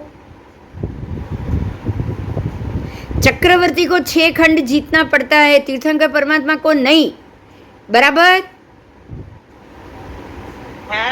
हाँ। तो अब महावीर स्वामी के समय यहाँ तो कोई चक्रवर्ती थे नहीं। अंतिम चक्रवर्ती कब हुए थे? तो उतने भगवान जाने के बाद ही यहाँ पे चक्रवर्ती होंगे, जब आप रिटर्न जाओगे तब। देखना पड़ेगा, मुझे तो याद नहीं अंतिम चक्रवर्ती कब। मेरे ख्याल से शांतिनाथ भगवान ही हुए ना अंतिम चक्रवर्ती। हाँ, कुंथुनाथ, अरनाथ, मल्लीनाथ। कुंथुनाथ, अरनाथ और शांतिनाथ भगवान, ये 3 हुए ना हस्तिनापुर के अंतिम चक्रवर्ती। પછી એક કોઈ ચક્રવર્તીનું નથી? મારા ખ્યાલથી નથી, મારા ખ્યાલથી નથી. આ જે છેલ્લા એ જ ચક્રવર્તી હતા. તો જેમ 20મા ભગવાન આવશે રિટર્નમાં, એટલે ચોથા 5મા ભગવાન, એ 24 નહીં, 23 નહીં, 22 નહીં, 21 નહીં, 5મા ભગવાન આવશે ત્યારે ચક્રવર્તી થશે. સમજાય છે વાત? આ અચ્છા, 5 થી 17 માં હોય. હા, લગભગ એવું જ આવશે. છતાં આપણે જોઈને કન્ફર્મ કરશું. હા, હું જોયું. હા, જોઈને કન્ફર્મ કરશું. પણ લગભગ ત્યારે ચક્રવર્તી આવશે, ત્યારે આ બધું પાણી ઉલેચાશે, ત્યાં સુધી નહીં. સમજાયું? 2600 વર્ષ પહેલા ભગવાન મહાવીર વખતે જેટલી જગ્યાએ પાણી હતું, એટલું જ પદ્મનાભ સ્વામીના જન્મ વખતે એટલી જ જગ્યાએ પાણી રહેવાનું ને રહેવાનું. બરાબર? એનથી વધારે હશે ને? હા, જો પાર્શ્વનાથ ભગવાન ને મહાવીર સ્વામી એ 2 વખત તો ચક્રવર્તી નથી જ, ખબર છે. પાણી વધારે આવશે ને? પાણી તો એટલું, પાણી વધારે આવવાનો સંભવ નથી. પાણી વધારે આવ્યું હશે ને, જો પાણી વધારે આવ્યું હશે ને તો પણ એ બહારના પ્રદેશમાં, આપણા ભરતખંડમાં તો નહીં, આ ભારત દેશમાં તો નહીં. રાઈટ? એટલો નાનો પ્રદેશ થઈ જવાનો ને. ભારત દેશ એ તો પાછો મોટો થઈ જશે ને દક્ષા. પ્રદેશ નાનો, હમણાં તો એ થઈ જશે ને નાનો. જો અત્યારના જેટલો છે ને એટલો ભગવાન મહાવીર વખતે જેટલો હતો ને, પાર્શ્વનાથ ભગવાન વખતે જેટલો હતો ને એટલો તો આવતા ભગવાન વખતે રહેવાનો જ છે. એના પહેલા તો ચક્રવર્તી થવાના જ નથી. આ વાત નક્કી છે. રાઈટ? સમજાય છે? નહીં, હું જે સમજી એટલા પ્રમાણમાં તો મને એમ લાગે કે હજુ તો નાનો પ્રદેશ. હજી નાનો પ્રદેશ એ પાણીના લીધે નથી થવાનો. 7 રાતના વરસાદ ને એના લીધે થવાનો છે. એટલે પાણી વધારે પાણી નહીં, પાણી ન આવે વધારે, પણ પેલો કાદવ કીચડના વરસાદ પડીને પ્રદેશ નાનો થવાનો છે. અચ્છા, એટલે અત્યારે હવે આ પાણી વધારે આવવાનું, એ કેવી રીતે આવવાનું? ધીમે, આ 50 વર્ષ પછી એમ કહે છે. પાણી તો જે એના પ્રમાણમાં જ આવે, પાણી એનાથી વધારે નહીં આવે. પણ જ્યારે છઠ્ઠો આરો બેસશે ને 20-25 હજાર સુધીમાં પણ આપણો આ પ્રદેશ કે ડૂબવાનો નથી. મને તો એમ કે ગાડાના પૈડા જેટલું નાનું એ ગાડાના પૈડા જેટલું નાનું બનશે ગંગા ને સિંધુ, એ કારણ કે બાકીના એરિયામાં 7 રાત અશુચિના વરસાદ પડશે અગ્નિનો. અચ્છા, તો એરિયા તો આટલો મોટો હા, એરિયા તો મોટો જ રહેવાનો છે. એરિયા સાવ નાનો, પાણી ના આવવાથી નાનો નથી થવાનો. જો પાણી ના આવવાથી એરિયા નાનો થાય તો ગંગા સિંધુ પાણીમાં જ વહી જવાની. પણ એનો પટ જ્યાં જતો હોય વચ્ચે ત્યાં તો એટલું ના, અચ્છા, ગંગાનો પટ ને સિંધુનો પટ, પણ વચ્ચેના ભાગમાં દરિયાનું પાણી નથી આવવાનું. કઈક સમજ ફેર છે. વચ્ચેના ભાગમાં નહીં, પણ આજુબાજુના પ્રદેશો. આજુબાજુના પ્રદેશમાં પણ દરિયાનું પાણી નહીં આવે. કીચડ અને દલદલનો વરસાદ પડશે, ભૂમિ એવી થઈ જશે. તો પછી આપણે આ લોકો કેમ કહે છે કે 50-60 વર્ષમાં મુંબઈનું એ 60 વર્ષમાં મુંબઈ એ તો આ લોકો કે છે, એના પ્રમાણે આપણે કંઈ બહુ જવાનું નહીં. 100 વર્ષ શું 1000 વર્ષે લાગે કોઈ વાર. આમ તો હજુ 18,500 વર્ષ છે. હા, બસ, પણ અત્યારે જોવાનું છે કે પાણીનો ફોર્સ થોડો વધ્યો છે અને આંદામાન નિકોબાર અને નીચેના એરિયા હજી ડૂબવાના બાકી છે. સમજી તો લેતું આ એટલું બધું ઇન્ડિયા વાળું પોર્શન એટલું બધું ઊંચો છે. હા, એટલો બધો ઊંચાઈ ઉપર છે. આજે જો તને હમણાં બતાવ્યો ને મેપમાં જ બતાડું. જો મેપમાં તું જો કે આજે ઇન્ડિયાના પોર્શન અને આ નીચેના પોર્શનમાં કેટલો બધો ફરક છે. જો આ મેપ જો, આપણે જોયું એન્ટાર્કટિકા જોયું કે નહીં? હા, એ જોયું, પણ એ તો પૂરું ડૂબી જાય. ના, એટલે તું મુંબઈ તો જો કેટલું બધું વચ્ચોવચ્ચ છે મુંબઈ તો. તારા ઉપરના એન્ડ અને નીચેના એન્ડમાં મુંબઈ વચ્ચમાં નથી. ખ્યાલ આવે છે? તો પછી જુઓ, આ દ્વારકા ને બધું ડૂબી ગયું, એ મુંબઈના એન્ડ પર ખંભાત. ભાઈ, એ તો એ ખંભાત અને એરિયાના આખો, મેં તને જો થોડી વાર પહેલા જ કીધું, જેટલો આ ઇન્ડિયાનો એરિયા છે ને એટલો અહીંયા ડબલ સિંધ પ્રદેશના આ બાજુનો પ્રદેશ પણ ડબલ જ હતો. અને આ બાજુનાથી પાણી બધી બાજુથી અંદર આવી રહ્યું છે, એટલે જેટલા નીચાણવાળા ભાગ છે ને એટલા જ ડૂબ્યા છે. દ્વારિકાને પણ ખાઈ બનાવાયેલી હતી, શ્રીલંકાને પણ ખાઈ બનાવાયેલી હતી ચારે બાજુથી, રાવણે બનાવેલી, એટલે ડૂબી ગયા. પાણી વધ્યું એમાં.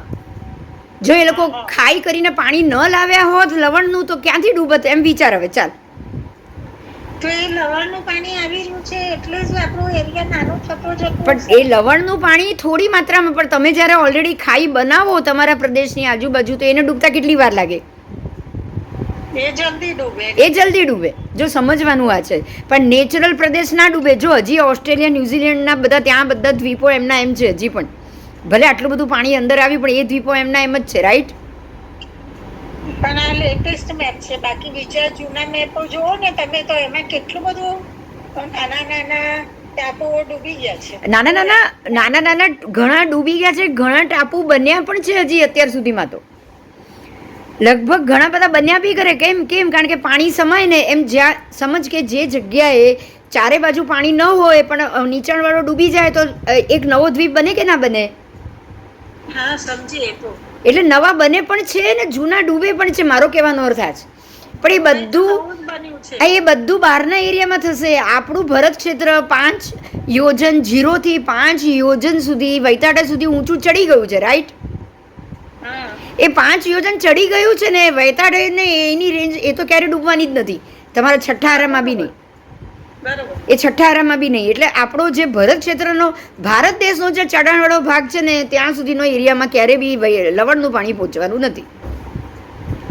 એના પહેલા તો બધું ખાલી થઈ જશે. શત્રુંજય બી નથી ડૂબવાનું, આપણે જાણીએ છીએ. જુનાગઢ બી નથી ડૂબવાનું. નથી, પણ એને એમ કહે છે કે અંગૂઠા જેટલો થઈ જાય. એનું કારણ છે કે એના જીવો ખરતા જશે. અચ્છા, એના પૃથ્વીકા એના જીવો ખરતા જશે, એમાંથી છૂટા પડતા જશે. આજે તું જો ને, આજે 50 વર્ષમાં આપણી જ દ્રષ્ટિમાં જો ને કે વચ્ચેનો એરિયા કેટલો મોટો થઈ ગયો છે હવે ચાલવાનો. હા, એ તો પહેલા તો બધું પાડી રેન્જ જ હતી. સીધું અહીંયાથી પાડે જ અને અમીનાથ ભગવાન તો ગયા છે ગિરનાર પર. હા, તો એના બદલે આજે વચ્ચેનો એરિયા રોડ બનતો જ જાય છે ને, રસ્તા બનતા જ જાય છે ને. તો આ મુંબઈના રોડો બન્યા એ રીતે જ બને. બસ એવી રીતે. એટલે આવી રીતે પર્વતોમાંથી રોડ બનતા જાય એટલે આપણને એમ થાય કે પણ આવી રીતે પણ પર્વતો કપાતા જાય ને. અને બાકી માટી ખરતી જાય. આખી માટી નગર તો છે. બરોબર છે. જે પર્વતને જે માટી શાશ્વતી નથી, તો માટી પૃથ્વી કા એકના જીવ છૂટા પડતા જાય, એમ માટી ખરતી જાય, એમ પર્વત તો નાનો થશે કે નહીં? શાશ્વતમાં કેવું થાય, માટી ખરે નહીં, ત્યાં નવા જીવ આવે. જો સમજવાની વાત બહુ ફાઇન, ભગવાને સાયન્સ બહુ સરસ સમજાય. ત્યાં નવા જીવ આવ્યા કરે ને જૂના નીકળ્યા કરે, નવા આવ્યા કરે, એટલે એ વસ્તુ બંધ ન થાય. આ પદ્મદ્ર શાશ્વત છે, ત્યાં નવા ચવી જ જાય. પદ્મદ્રવ શાશ્વત છે, દ્રવ બધા શાશ્વત છે, એટલે ત્યાં પાણી નવું પાણીના જીવો ચવ્યા જ કરે. પણ હવે આ પર્વત ને બધું જ્યાં શાશ્વત નથી, ગંગા નદી કે જ્યાં નીચેનો પટ ખાલી કેમ આટલો ગાળા જેટલો રહેશે? કારણ કે ત્યાં પાણી જીવ ચવ્યા કરશે, પછી નવા જીવ ઉત્પન્ન નહીં થાય. પછી ત્યાં નવા ઉત્પન્ન નહીં થાય, એટલે નવા ઉત્પન્ન ન થાય એટલે નદી નાની થતી જાય. એમ પર્વતમાં બી નવા ઉત્પન્ન ન થાય એટલે પર્વત ખરતો જાય. બહુ સિમ્પલ લોજિક છે, એમાં કંઈ નવાઈ નથી કશું જ. બરાબર? તો આજે સમજાઈ ગયું આખું કઈ રીતના આ બધું નાનું થશે, મોટું થશે, હા ને? એટલે આને બી સમજો, આ મેપ જ છે, આ જ છે. આ તો આપણી પાસે આજે ફોટો છે, ગઈકાલ સુધી તો ફોટો હતો નહીં, કોઈ ડ્રોઈંગ હતું નહીં, પણ બન્યું તો આમાંથી જ છે ને. બન્યું તો નાનો ભાગ આમાંથી જ છે ને. આજે આમાં તમે ઇન્ડિયામાં જોશો તો આટલા ઇન્ડિયાના એરિયામાં અહીંયા જ્યારે ગંગા છે તો સિંધુ તો છે કે આ બાજુ છે, બલુચિસ્તાન ને સિંધ પ્રદેશ તો બહુ દૂર છે, રાઈટ? એટલે એશિયા ખંડનો કેટલો બધો ભાગ, ખાલી ભારત આટલો નાનો આ બાજુ, પણ આ બાજુનો અમુક મોટો એરિયા આવશે કે નહીં? તો જ આપણે એક રજનીશની ક્લિપ આવી છે JLC માં, હા, એમાં એ લોકો એમ કીધું છે કે જે આ લોકોનું ઓલું કાબાનું પથ્થર ને છે ને, ત્યાં આગળ તો બહુ મોટું એક મંદિર હતું સનાતનનું. હા, આપણે એમ કહ્યું કે આપણું જૈનનું છે, એ લોકોએ એમ કીધું છે કે ત્યાં આગળ કાબાનું પથ્થર છે, ત્યાં આગળ તો એટલું મોટું વર્લ્ડ ફેમસ એમ કે સનાતન મંદિર હતું. એ તો હતું, પણ તું ટર્કીમાં જો, આખા 24 પરમાત્માના કંડારેલા કેટલા બધા પર્વતો પર મૂર્તિઓ મળી છે. ટર્કીમાં હવે વિચાર કે ત્યાં પરમાત્માએ વિચર્યા હોય, ત્યાં તીર્થંકરે વિચર્યા હોય, અને ત્યાં તો જ હોય ને આટલું બધું, ત્યાં જૈનો હોય તો જ હોય ને આ બધું, નહીં તો ક્યાંથી હોય? એટલે ટર્કીનો એરિયા એટલે આખો સિંધ પ્રદેશ થયો ને, જ્યાં આ બલુચિસ્તાન કે જ્યાં બાહુબલી રાજા હતા, તો એમણે પોતાના એરિયામાં ભગવાન ઋષભદેવ ભગવાનના બધા પ્રતિમાજીને બધું મંદિરો કરાવ્યા હશે કે નહીં કરાવ્યા? કરાવ્યા જ હોય ને, હોય જ. એટલે હા, તો હવે આ વસ્તુને જયારે આ જો તું હવે આ મેપમાં જોશે ને તો તને બહુ ક્લિયર સમજાઈ જશે. જો આ જ વસ્તુને આપણે હવે આ મેપમાં જોઈએ તો આજે પદ્મદ્ર 1000 યોજનનો પદ્મદ્ર, જુઓ અહીંયા તમને દેખાય છે પદ્મદ્ર ઉપર, નો આ એરિયા 14000 યોજન લાંબો છે, પૂર્વથી પશ્ચિમ આ ઉપરનો એરિયા 14000. તો 14000માંથી 7000 આમ કાઢો, 7000 આમ કાઢો, તો વચમાં 1000 યોજનનો તો પદ્મદ્ર થઈ ગયો. એટલે પદ્મદ્રની 6000 આ બાજુ અને 6000 આ બાજુ ભરત થયું. સમજો, 6000 આમ અને 6000 આમ અને 1000નો પદ્મદ્ર. હવે પદ્મદ્રમાંથી ગંગા નીકળે 500 યોજન જઈને પડે, અહીંયાથી સિંધુ 500 યોજન જઈને પડી, એટલે 500 યોજન આગળ ગઈ, પાછી 250 પાછી આવી, એટલે 250 ને 250, એટલે સમજ કે 1000 યોજનનો પદ્મદ્ર અને 500 યોજન 250 આના, એટલે 1500 યોજનના એરિયામાં આ ગંગા સિંધુ પડે છે.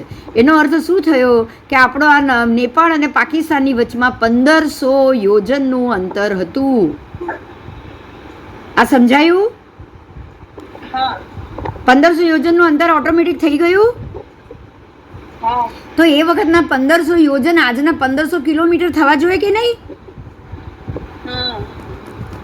ડેફિનેટલી થવા જોઈએ ને. હવે તમે અહીંયા ભારતથી જોશો તો આ ભારતનો આટલો એરિયા ને બાકીનો આટલો એરિયા બી આવશે કે નહીં? મધ્ય ભાગમાં. એટલે આજે નેપાળનો એરિયા અને આ બાજુ પાકિસ્તાનનો એરિયા, જો પાકિસ્તાન લખ્યું છે, ભારત નથી લખ્યું. પાકિસ્તાન કેમ લખ્યું છે?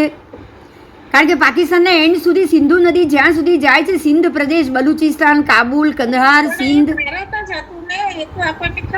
ટર્કી, એટલે આ બધો જ ભાગલા પડે એટલે બસ બસ એ ભાગલા પડ્યા ગયું એટલે આ આખો એરિયા તમારો અત્યારના અખંડ ભારતનો થયો, જ્યાં 25.5 આર્ય દેશ છે. સમજાય? આપણે એમ કઈ નહીં માનવાનો સવાલ જ નથી. બસ. અને આમાં જો તમે આમાં પડ્યા ત્યારે ભારત ને પાકિસ્તાન જુદું પડ્યું. બરાબર. અને આમાં તમને નામ બી મળશે, આમાં તમને એના નામ પણ મળશે કે જે એ બાજુના પ્રદેશમાં હતા. કંધાર, જેને ગાંધાર કહીએ છીએ ને, ગાંધાર નગરી, એ કંધાર હતું. કાબુલ કંધાર એ ગાંધાર, જ્યાંનો શકુની રાજા હતો. અને સિંધુ પ્રદેશ,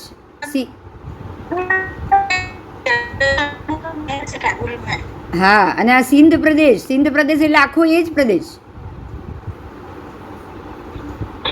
સિંધ પ્રદેશ એટલે આખો પાકિસ્તાન અને કાબુલ કંધાર વાળો જ પ્રદેશ થયો. બરાબર?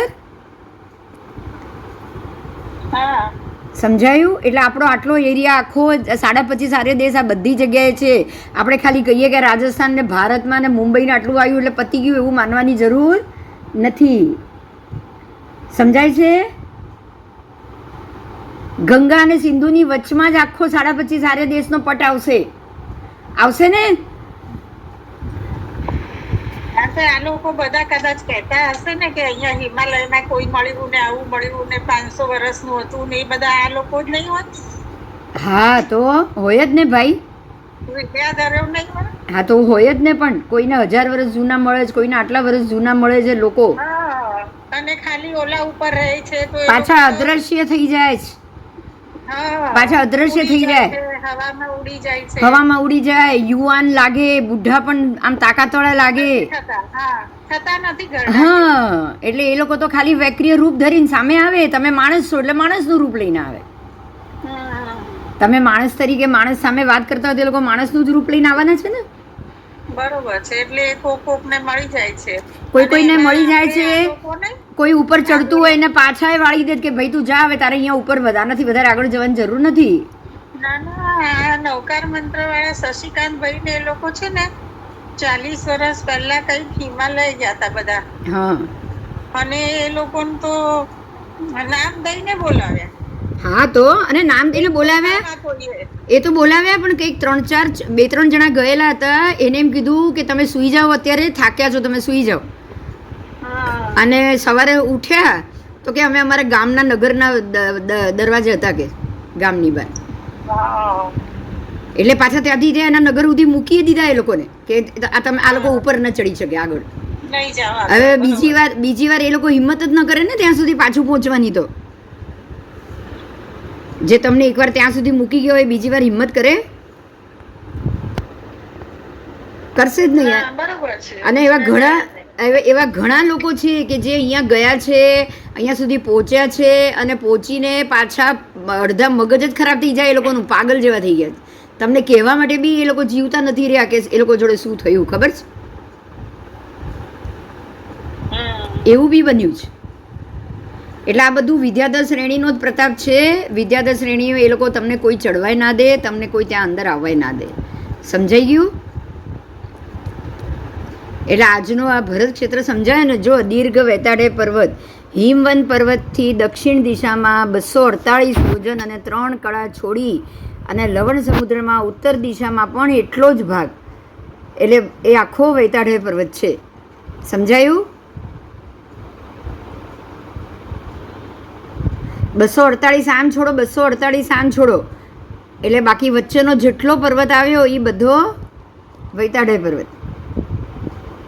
248 આમ છોડો એટલે 500માં 4 ઓછું અને 26 એટલે 30 યોજન. એ જે પહોળો કીધો છે એ થઈ ગયો ને, પહોળાઈ એટલી 25 યોજનનો. 25 યોજન પહોળાઈ થઈ ગઈ ને, એનો વિસ્તાર 50 યોજન અને ઊંચાઈ 25 યોજન થઈ ગયો. એટલે આ જે વચ્ચેનો એરિયા છે ને, પહોળાઈ એ 50 યોજન છે. કેટલી છે? કેટલી છે? 50 યોજન. આવો સમજાયું? આ 50 યોજનમાં અંદર શું છે એ આવો જોઈએ. ચાલો, સાંભળો છો ને બધા? હા હા. હવે 50 યોજનનો જે આપણે ખંડ પ્રપાત ગુફા છે ને, જેનો આ છેડેથી પેલી બાજુ છેડે 50 યોજન બહાર નીકળે. જો અહીંયાથી એન્ટ્રી લો એટલે ખંડ પ્રપાત ગુફા, એટલે આપણી બાજુથી ઉત્તર ભારત દક્ષિણ ભારતથી એન્ટ્રી ને અહીંયા નીકળો એટલે ઉત્તર ભારતમાં નીકળો, બરાબર? સમજાય છે? તો આ ગુફા જે પર્વતની નીચેની ટનલ, જેને આપણે આજની ટનલ કહીએ ને ગુફા છે ને, એમાં 49 વૈતાડે ગુફામાં માંડલા છે. કેટલા છે? જો 49 માંડલા કરે, અહીંયાથી એન્ટ્રી લે આટલા નાના દરવાજામાંથી, અને નાના દરવાજાથી બહાર નીકળે એટલે એ લોકો શું કરે, પેલું ચક્રરત્ન પહેલાં અંદર એન્ટ્રી લે અને એ માંડલા કરે દિવાલ ઉપર. માંડલા એટલે પ્રકાશ, અંધારું ઘોર હોય. આ પહેલાં અહીંયા દરવાજે આવીએ, ચલો પહેલાં દરવાજે પર 3 વાર ઠોકે, ચક્રરત્ન અથડાય ગુફાના દરવાજે એટલે એ ગુફાનો દરવાજો ખુલે. આપણે ખુલજા સીમ સીમ બોલીએ છીએ કે નથી બોલતા? 3 વાર એવી રીતે રત્ન ટકરાય એટલે દરવાજો ખુલ્યો. ખુલ્યા પછી અંદર ચક્રરત્ન આગળ આટલું માંડલા કરતું જાય. કેટલા માંડલા કરશે? 49 માંડલા કરશે. એના પછી પેલું બીજું રત્ન આવે, એ રત્ન પહેલાં બ્રિજ બનાવે. અહીંયા 2 નદીઓ છે, ઉમગના 10 યોજનની ઉમગના નદી, 10 યોજનની નિમગ્ના નદી, જે અહીંથી અહીંયા બહાર નીકળે છે, આમથી આમ આડી છે, આમ અહીંયાથી અહીંયા બહાર નીકળે છે, એવી રીતે સેમ અહીંયાથી અહીંયા. એટલે આખી નિમગ્ના અહીંયાથી અહીંયા ને અહીંયાથી અહીંયા. તો આ નીચેના ભાગમાં થઈ ઉપર ક્યાં નીકળી બહાર? બોલો, ઉપર ક્યાં બહાર નીકળી? આ કોઈ બોલશે? માની લો કે આ તમારી આ ગુફા, બરાબર? આ તમિશ્રા ગુફા, ખંડ પ્રપાત ગુફા, વચ્ચેનો એરિયા ચાઇનાનો, અને અહીંયાથી તમે બહાર નીકળો છો. આ જેવી આ નદીના ભાગમાં અહીંયાથી બહાર નીકળે છે એ બર્મુડા ટ્રાયંગલ, અહીંથી નીકળે ડ્રેગન ટ્રાયંગલ.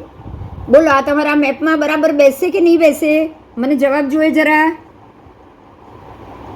આ સમજાઈ ગઈ ગુફાઓ બંને? જો આ તમારો મેપ, જો એક્ઝેક્ટ આ ટનલ બેઠી કે નહીં આટલી 50 યોજનના વૈતાડેમાં? સેમ ટનલ જુઓ.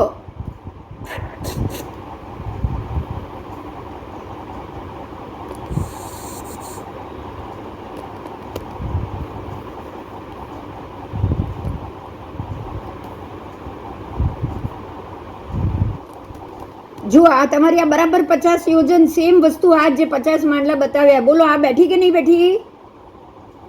બેઠી. અને આ છેડેથી તમે એન્ટ્રી લો ને પેલા છેડે બહાર નીકળે, આ છેડેથી સૈન્ય એન્ટ્રી લઈને ઓલા છેડે બહાર નીકળે, અને 2 આડી નિમગ્ના નદી મેં તમને કીધી, રાઈટ? આખી આડી નિમગ્ના નદી અહીંયાથી નીચે 6 યોજન નીચે અવકાશ અંતર આવશે એ લોકોને. આખું નીચે અવકાશ અંતર છે, અને આ બંને નિમગ્નાની નીચેથી તમે અવકાશ અંતરમાં ડાયરેક્ટ નીચે બ્લેક હોલમાં ઉતરી જાઓ છો. આ બંને નિમગ્નાની નીચેથી બ્લેક હોલમાં ઉતરી જાઓ છો, અને આ જ નિમગ્ના અહીંયા બર્મુડા ટ્રાયંગલ રૂપે બહાર આવ્યું, અહીંયા ડ્રેગન ટ્રાયંગલ. તો બોલો, કશું ખોટું છે આપણું? આ ભરત છે કે નહીં ભરત? કોઈ શંકા છે? મને તો નથી. તમને કોઈને શંકા છે હવે? ના, મને નથી. દક્ષા, સમજાઈ ગયું?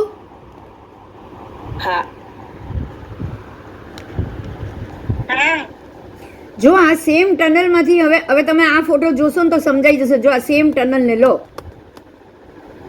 આને જો અહીંયાથી આ આડું ટનલ જોયું ને, 50 યોજનની ટનલ મેં કીધી, હવે એ જ ટનલને તમે અહીંયા બી જુઓ. આવો,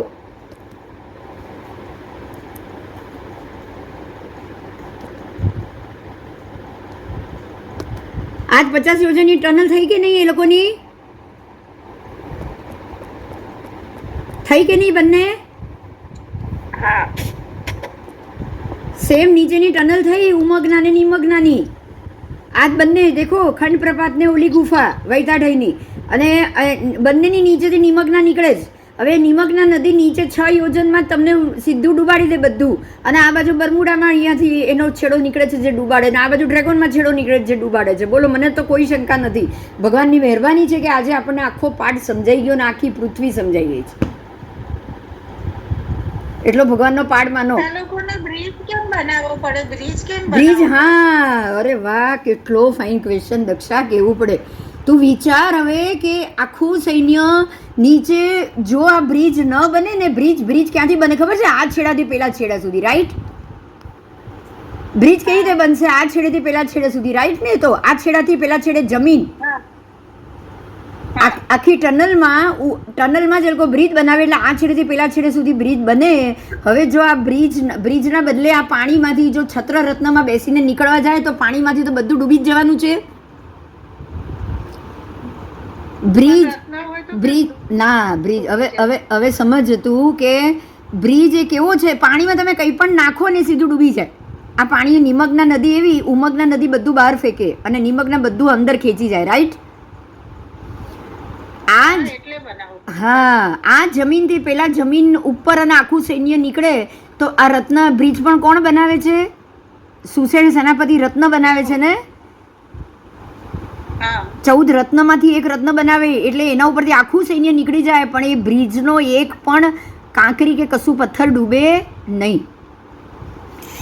હા, હવે છે ને જો આ વાત નીકળી છે ને તો બીજી વાત બી સમજાવું. જો હવે અહીંયાથી જવા માટે એ લોકો બ્રિજ બનાવે છે, પણ જ્યારે સુસેન સેનાપતિ જ્યારે સિંધ પ્રદેશનો આ એરિયા જીતવા નીકળે ને, આ ખંડ અને આ ખંડ જીતવા નીકળે ને ત્યારે એ લોકો છત્ર રત્ન પર બેસે. શેના ઉપર બેસે? સિંધુને ક્રોસ કરવા છત્ર રત્ન વાપરે. હા, અહીંયાથી ક્રોસ કર્યા પછી આ સિંધુને ક્રોસ કરવા છત્ર રત્ન વાપરે. હવે એ છત્ર રત્ન સિંધુમાં ચાલે પણ આમાં નિમગ્નમાં ન ચાલે. નિમગ્ન માટે એ લોકોને બ્રિજ જ કરવો પડે, કારણ કે આ છેડેથી આ છેડે સુધીમાં એ ગ્રેવિટેશન ફોર્સ છે એવો નીચેના અવકાશ અંતરનો કે બધું ખેંચી જાય છે. એટલે એમાં છત્ર રત્ન પણ એ લોકો ના ઉતારી શકે. એના માટે બ્રિજ જ જોઈએ. અને અહીંયા એ લોકો છત્ર રત્નમાં આખું સૈન્ય નીકળી જાય છે, બોલો. એટલે સાદા પાણીમાં છત્ર રત્ન ચાલે પણ નીચેથી અવકાશ અંતર ખેંચી જાય એ નિમગ્નામાં છત્ર રત્ન પણ ચાલતું નથી. એટલે કેટલું ક્લિયર થઈ ગયું આજનું આપણું આ મેપ. એ ક્લિયર થયો તમને આજે? આખું ભરત ક્ષેત્ર અને ભારત આપણો દેશ, આ 6 ખંડ આખું ક્લિયર થઈ ગયું આજે તમને. થઈ ગયું ને?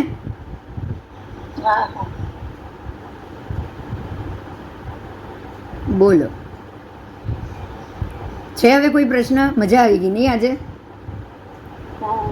જો ને આ બંને મેપ અને બંનેની ટનલો, આ બંને ટનલ, બોલો, અહીંયાની આ 2 ટનલ અને એ પણ બરાબર આની અંદરથી જ નીકળે. તમે જુઓ એના દરવાજા. આજે આપણે લોનાવલા જાઓ ને કેવા ટનલમાંથી પાસ થાવ ને બહાર નીકળો, પાસ થાવ ને બહાર નીકળો. તમે ટ્રેનમાં નીકળો છો એમ આખું ચક્રવર્તીનું સૈન્ય આવા માંડલા કરીને નીકળી જાય છે આના ઉપર, અંદર આટલા માંડલા બનાવીને છે ને. આવી અદ્ભુત વ્યવસ્થા આપણું મગજ બી નથી ચાલતું. ચક્રવર્તી 6 જેટલા ચક્રવર્તી થશે, 12 ચક્રવર્તી આવી રીતે પાસ થઈને આ દેશથી પેલા દેશમાં જશે. અને આપણને અહીંયા બહાર નીકળીને અહીંયા બર્મુડા ટ્રાયેંગલ ને ડ્રેગન ટ્રાયેંગલ પણ મળે છે પાછા. નિમગ્ના નદીના અંશ બી મળે છે. અહીંયા વૈતાડે પર્વત પણ મળે છે પાછો. જો નવાઈની વાત આ છે, અહીંયા અલાસ્કા 42 ડિગ્રી, અહીંયા 28 ડિગ્રી હિમાલય, અને અહીંયા પાછું 42 ડિગ્રી અલાસ્કા. અહીંયા ફ્યુજિયામાં આખી પર્વત રેન્જ મળે છે ચંદ્રાકારે. ભરત ક્ષેત્ર બી ચંદ્રાકાર, તો એ ધનુષાકાર, તો એ પણ ધનુષાકાર જ મળે છે. આ કોઈ નાની વસ્તુ નથી ભાઈ, આ નાની વસ્તુ નથી. અને નેપાળ અને સિંધુની વચમાં ટોપ 10 માઉન્ટેન, આજના સૌથી ઊંચા 10 પર્વતો. એ 10 પર્વતમાંથી 9 પર્વત ઉપર જ શાશ્વત જીનબીમ, શાશ્વત ચૈત્ય. અને એ પણ બરાબર તમારા આખા નેપાળ અને સિંધ પ્રદેશની વચમાં જ, બોલો. અને છતાં આપણે કહીએ આ ભરત દેશ, આ ભારતની એમ કેમ ચાલે? આખી કલ્યાણક ભૂમિઓ પણ આપણને સમજાઈ ગઈ. તીર્થંકર પરમાત્માના ટાઈમે કેવો કાળ આવશે એ પણ સમજાઈ ગયો.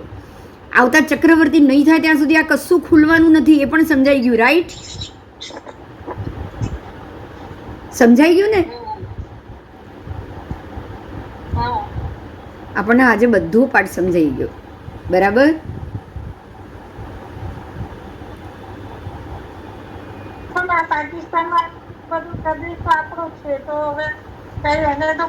થશે તો હજી સમજજે શું થશે. આ ભગવાનની મહેરબાની છે, આ કાળનું પરિણામ છે. પાકિસ્તાન સાવ કંગાળ થઈ ગયું, કોકવારી ભારતમાં ભેગું થઈ જશે. તું જો, કલ્પના નહીં કરી શકે એવું બની જશે.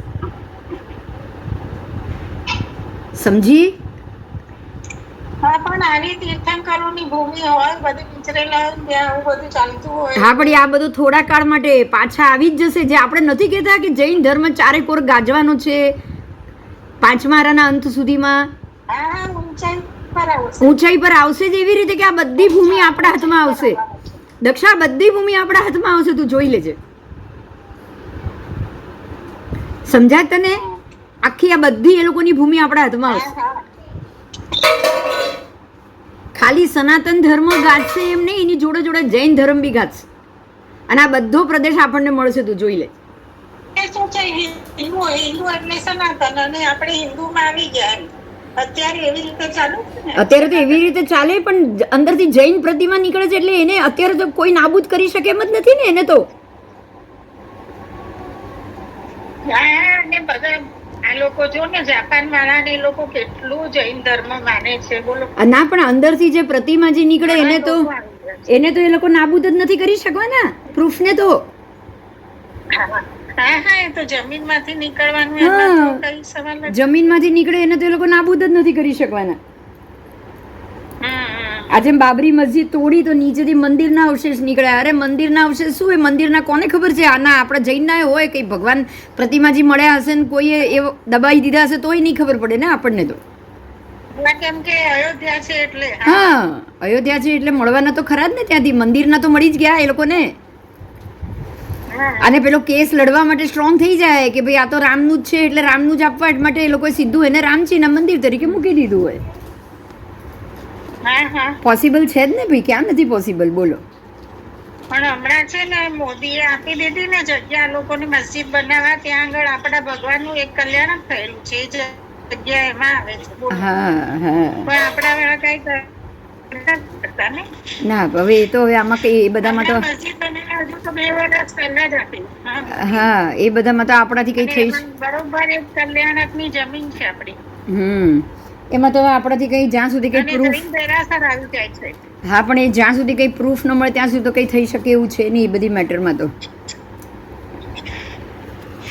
એ થશે, એ બી થશે. હું તને કહું છું ને, આખું વસૂલ થશે બધાની સાથે કે આખું તમને કાબુલ, કંદહાર ને આ સિંધ પ્રદેશ તમારા હાથમાં આવશે. જોઈ લેજો, યાદ રાખજો. સમજી ગયા? પણ આ હીરસિંહ મારા સાહેબ ત્યાં આગળ બધે મૂર્તિઓ નીકળે છે. આખું જૈન પ્રદેશ હતો ને. હા, બધો.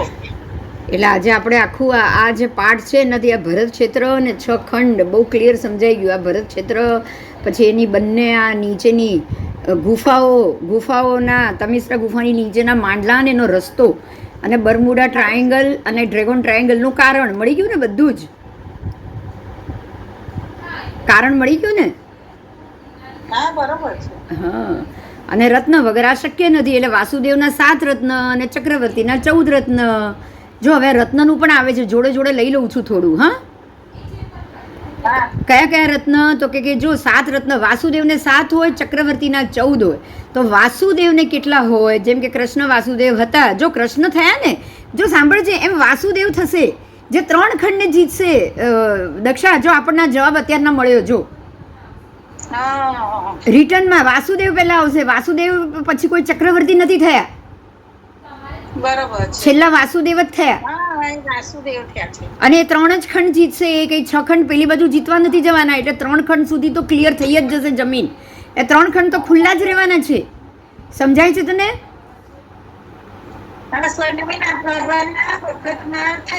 હા, બસ. એટલે 21માં ભગવાન વખતે જે છેલ્લા થયા ને, એટલે વાસુદેવ થશે ને છેલ્લા 3 ખંડ જીતશે. એટલે આ પાણી ભરાયું ને આ બધું ખરું, પણ એટલે હજી આનાથી વધારે તો કોઈ પ્રદેશ ડૂબવાનો નથી. બરોબર છે. પ્રદેશ ડૂબશે નહીં. એ જમીન ઓલી વરસાદ ને એનાથી દલદલ વાળી થશે, જમીન ખરાબ થશે, પણ પ્રદેશ કોઈ ડૂબવાના નથી. અને 2 પરમાત્મા થશે ત્યાં સુધીમાં તો એ ખુલી જ જવાનું છે. જો આપણને જવાબ પાછળ જ મળી ગયો. કેવો સરસ મળી ગયો. જો હા, વાસુદેવ થવાના છે. એટલે જે 14 રત્ન છે એ જે આજે સમજ્યા આપણે, 14 રત્ન સમજી લઈએ. પછી હજી વાસુદેવ અને ચક્રવર્તીને એની શું રિદ્ધિ સિદ્ધિ હશે એ હશે, એવું હશે આપણે કાલે લઈશું. રાઈટ? બરાબર. હા, એટલે સાત રત્ન ચક્રવર્તીના હજી તો અષ્ટાપદ નાગકુમારના ભવનોની પણ એક વાર્તા આવે છે. આપણે બધું જ સમજવાનું છે, આપણે કાલે લઈશું. અષ્ટાપદની આજુબાજુ ખાઈ ખોદવા માટે આ બધી વસ્તુઓ બની ને એના માટે પાણી અંદર લવાયું. પણ એ પાણી અંદર લવાયું એને જ પાણી અંદર લાવવું એક સૂચન હતું. સમજાય છે? બસ એ આ છઠ્ઠો આરો આવે ને છઠ્ઠા આરામાં પ્રવર્તન બધું બદલાય ને એનું એક સૂચન હતું. હા, એ શાશ્વતી વ્યવસ્થા જ હોય એવું થાય એટલે તમે એટલે પછીના કાળમાં ધીરે ધીરે આપણો પડતો કાળ આવે 5મા આરા 6ઠ્ઠા આરા સુધીની સિચ્યુએશન. અને પછી એના ચક્રવર્તી શું કરશે? એ બધું પાણી ઉલેચશે. પહેલાં એ ખાડા ભરશે ને પછી બધું પાણી ઉલેચશે દેવો દ્વારા. એ પાછી એવી વ્યવસ્થા બનશે. બરાબર? હા હા, બોલો હવે બીજું બોલો. કે પ્રશ્ન હોય તો બોલો. આજ મજા આવી ગઈ ભણવાની. હા, કંઈ વાંધો નહીં. પણ આજ ભરત ક્ષેત્ર જ છે એ તું જોઈ લેજે. અને હજી કાલે આખું બાકી ચક્રવર્તી એના નગરો વિદ્યાધર શ્રેણી હજી આ બધું જે આવશે એ અષ્ટાપદની આજુબાજુ ખોદાયેલી ખાઈ અને આ બધું આપણે કાલે લઈએ. કારણ કે અષ્ટાપદની આજુબાજુ ખાઈ કેમ ખોદાઈ અને આને તો ખોદીએ તો આપણે જાણ્યું, પણ હજી આ નાગકુમાર દેવોની શું વાર્તા છે એ પણ આપણે કાલે લઈ લઈએ. અને વાસુદેવના 7 રત્નો એટલે શું? ના ના, મારે કાલે ક્યાંય નથી. આપણે આ ટાઈમે તો 3 વાગ્યાનો તો ક્લાસ ચાલુ આવશે જ આવશે. ક્યાંય નથી જવાનું. બરાબર? કારણ કે આમ ફટાફટ પતા મજા ના આવે. આપણે ચક્ર રત્નો વિશે જાણીએ ને હવે આમાં નીકળે જ છે તો આનો એનો ઉપયોગ જ કેટલો બધો થાય છે. 14 રત્નનો ઉપયોગ થાય. ચક્રવર્તી 12 ચક્રવર્તી 14 રત્નનો ઉપયોગ કરે અને પાછા બીજા 9 વાસુદેવ એટલે 21 વાર તો 7 રત્નો તો વપરાઈ જ ગયા ને સાથે સાથ. તો 12 ચક્રવર્તી 12 વાર 6 ખંડ જીતશે અને 9 વાસુદેવ 9 વાર 3 ખંડ જીતશે. એટલે મને એમ કે આ વાસુદેવ હતા બરોબર, એ કૃષ્ણ વાસુદેવ. હા, બસ એ છેલ્લો થયો ખંડનો જે પણ થયો એ. એના પછી રામાયણમાં કેમ નથી આવતું અશ્વમેધ યજ્ઞ કર્યો રામે? હા, ભૂમિ જીતવા માટે જ કર્યો તો. હા, બસ એટલે એ લોકોએ રામને વાસુદેવ ઘોડો ફરતો તો. પણ આપણે બી રામને વાસુદેવ તો માન્યા જ ને. એટલે એમનો ઘોડો ફરતો તો અને એને રોક્યો. એટલે એમણે ઘોડો ફરતો તો કીધું. આપણા શાસ્ત્રમાં ચક્રરત્ન કીધું છે એને, અશ્વરત્ન. એટલે અશ્વરત્ન ફરે જ છે ને. જે પણ રાજાને વિરોધ કરવો હોય એને પહેલા રત્નોને પકડવા જ પડે ને એને તો.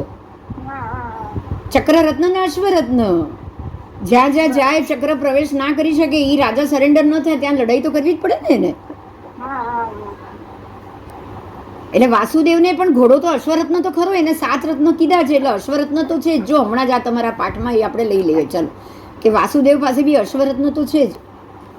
વાસુદેવના 7 રત્ન કીધા. એમાં 7 રત્નમાં ચક્રરત્ન, દંડરત્ન, અસીરત્ન, છત્રરત્ન, ચર્મરત્ન, મણિરત્ન અને કાકણી રત્ન. એટલે એમાં જે એનો જે અશ્વમેઘ યજ્ઞ કરે છે ને ઘોડો ફરે છે ને એ એના રત્નમાં નથી આવતો, એ સાદો ઘોડો ફરે છે.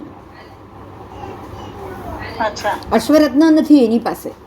અશ્વરત્ન હસ્તિરત્ન ચક્રવર્તી પાસે છે. આની પાસે વાસુદેવ પાસે ચક્રરત્ન છે. ચક્રરત્ન તો બધે જ ઉત્પન્ન થવાનું છે. પછી દંડરત્ન છે જેનાથી 3 વાર દંડથી ઓલું દરવાજો ખોલાવે છે એ લોકો. પણ આને તો ત્યાં પણ જવાનું નથી. ના, એને ગુફામાં જવાનું છતાં દંડરત્ન તો એની પાસે છે. કારણ કે વૈતાડય શ્રેણીને બધી જગ્યાએ તો જશે જ ને. એ ગુફામાં નહીં જાય પણ વૈતાડય શ્રેણીને તો જીતવી પડશે ને એને. બરોબર, વૈતાડય શ્રેણી સુધી જશે. ઋષભકૂટ પર્વત ઉપર પણ આ લોકો નથી જવાના.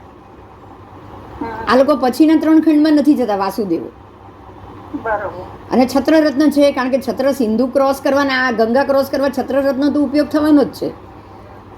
ચર્મરત્ન છે એનો પણ થવાનો છે. અને મણિરત્ન છે અને કાકિણી રત્ન. કાકિણીથી એ લોકો બી જીતીને કાકિણી અને મણિરત્નનો ઉપયોગ કરતા જ હશે. એ હવે આપણે કાલે આખું જોઈએ કે આ શંખરત્ન, મણિરત્ન, આનો રત્નનો ઉપયોગ એ લોકો ક્યાં કરે છે. સમજાયું? ચર્મરત્ન હોય ને એનો તો એ લોકો છે ને આ છત્રી બનાવે છે. હા, ચર્મરત્ન ના, છત્રરત્ન જુદું. એની છત્રી બને, ખુલી જાય આખી અને એનામાં બેસી જાય નદી ક્રોસ કરવા. એ છત્રરત્નથી બને. સૈન્ય આવી જાય. હા, છે મેઘદર્શન પાસે. હા બરાબર. ચર્મરત્ન એટલે ચટાઈ જેવું પાથરી દે, એના ઉપર આખું સૈન્ય બેસી જાય. હા હા હા ચટાઈ જેવું. આપણે પેલું અલાઉદ્દીનમાં નથી જોયું, ચટાઈ પાથરે છે ને બધા ઉડે છે એના ઉપર, હા એમ એવી રીતે પાથરી દે, એના પર એ લોકો ઉડે.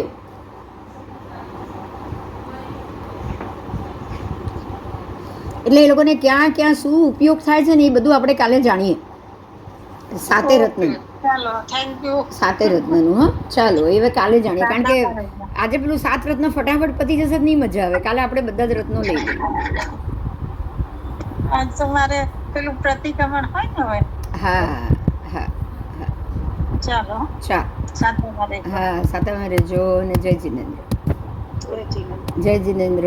ચાલો તો હજી કાલે આપણે અષ્ટાપદ બી ભણવાનું છે અને ઓલું બી ભણવાનું છે.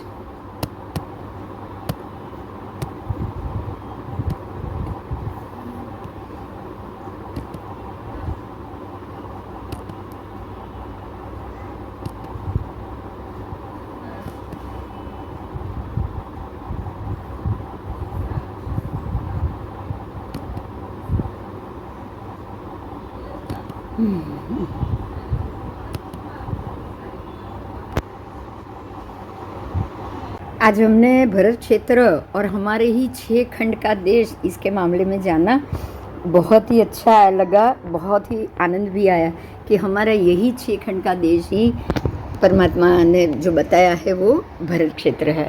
तो इस हिसाब से आज का एपिसोड आप ज़रूर देखना, बार बार देखना, क्योंकि यही भरत क्षेत्र, यही 6 खंड, यही भूमि ज़मीन पे, यही भूमि कैसी छोटी होती है, कैसे वापस बड़ी बनती है, और कहाँ से गंगा से सिंधु तक का कहाँ का एरिया आर्य क्षेत्र है, ये सब चीज़ आज आपको बहुत अच्छे से जानने को मिलेगा. तो आज आप ये एपिसोड ज़रूर देखिएगा. और परमात्मा का हम बहुत ही आभार व्यक्त करेंगे कि उन्होंने ये मौका हम सबको दिया. जय जिनेंद्र. कल फिर से चक्रवर्ती वासुदेव सबकी बात जानेंगे. जय. अब हमें कंटिन्यू आगे के एपिसोड 2400 परमात्मा के समय और ये भरत क्षेत्र की ही बात करनी है, तो आप ज़रूर उसको अटेंड करिएगा. जय जिनेंद्र.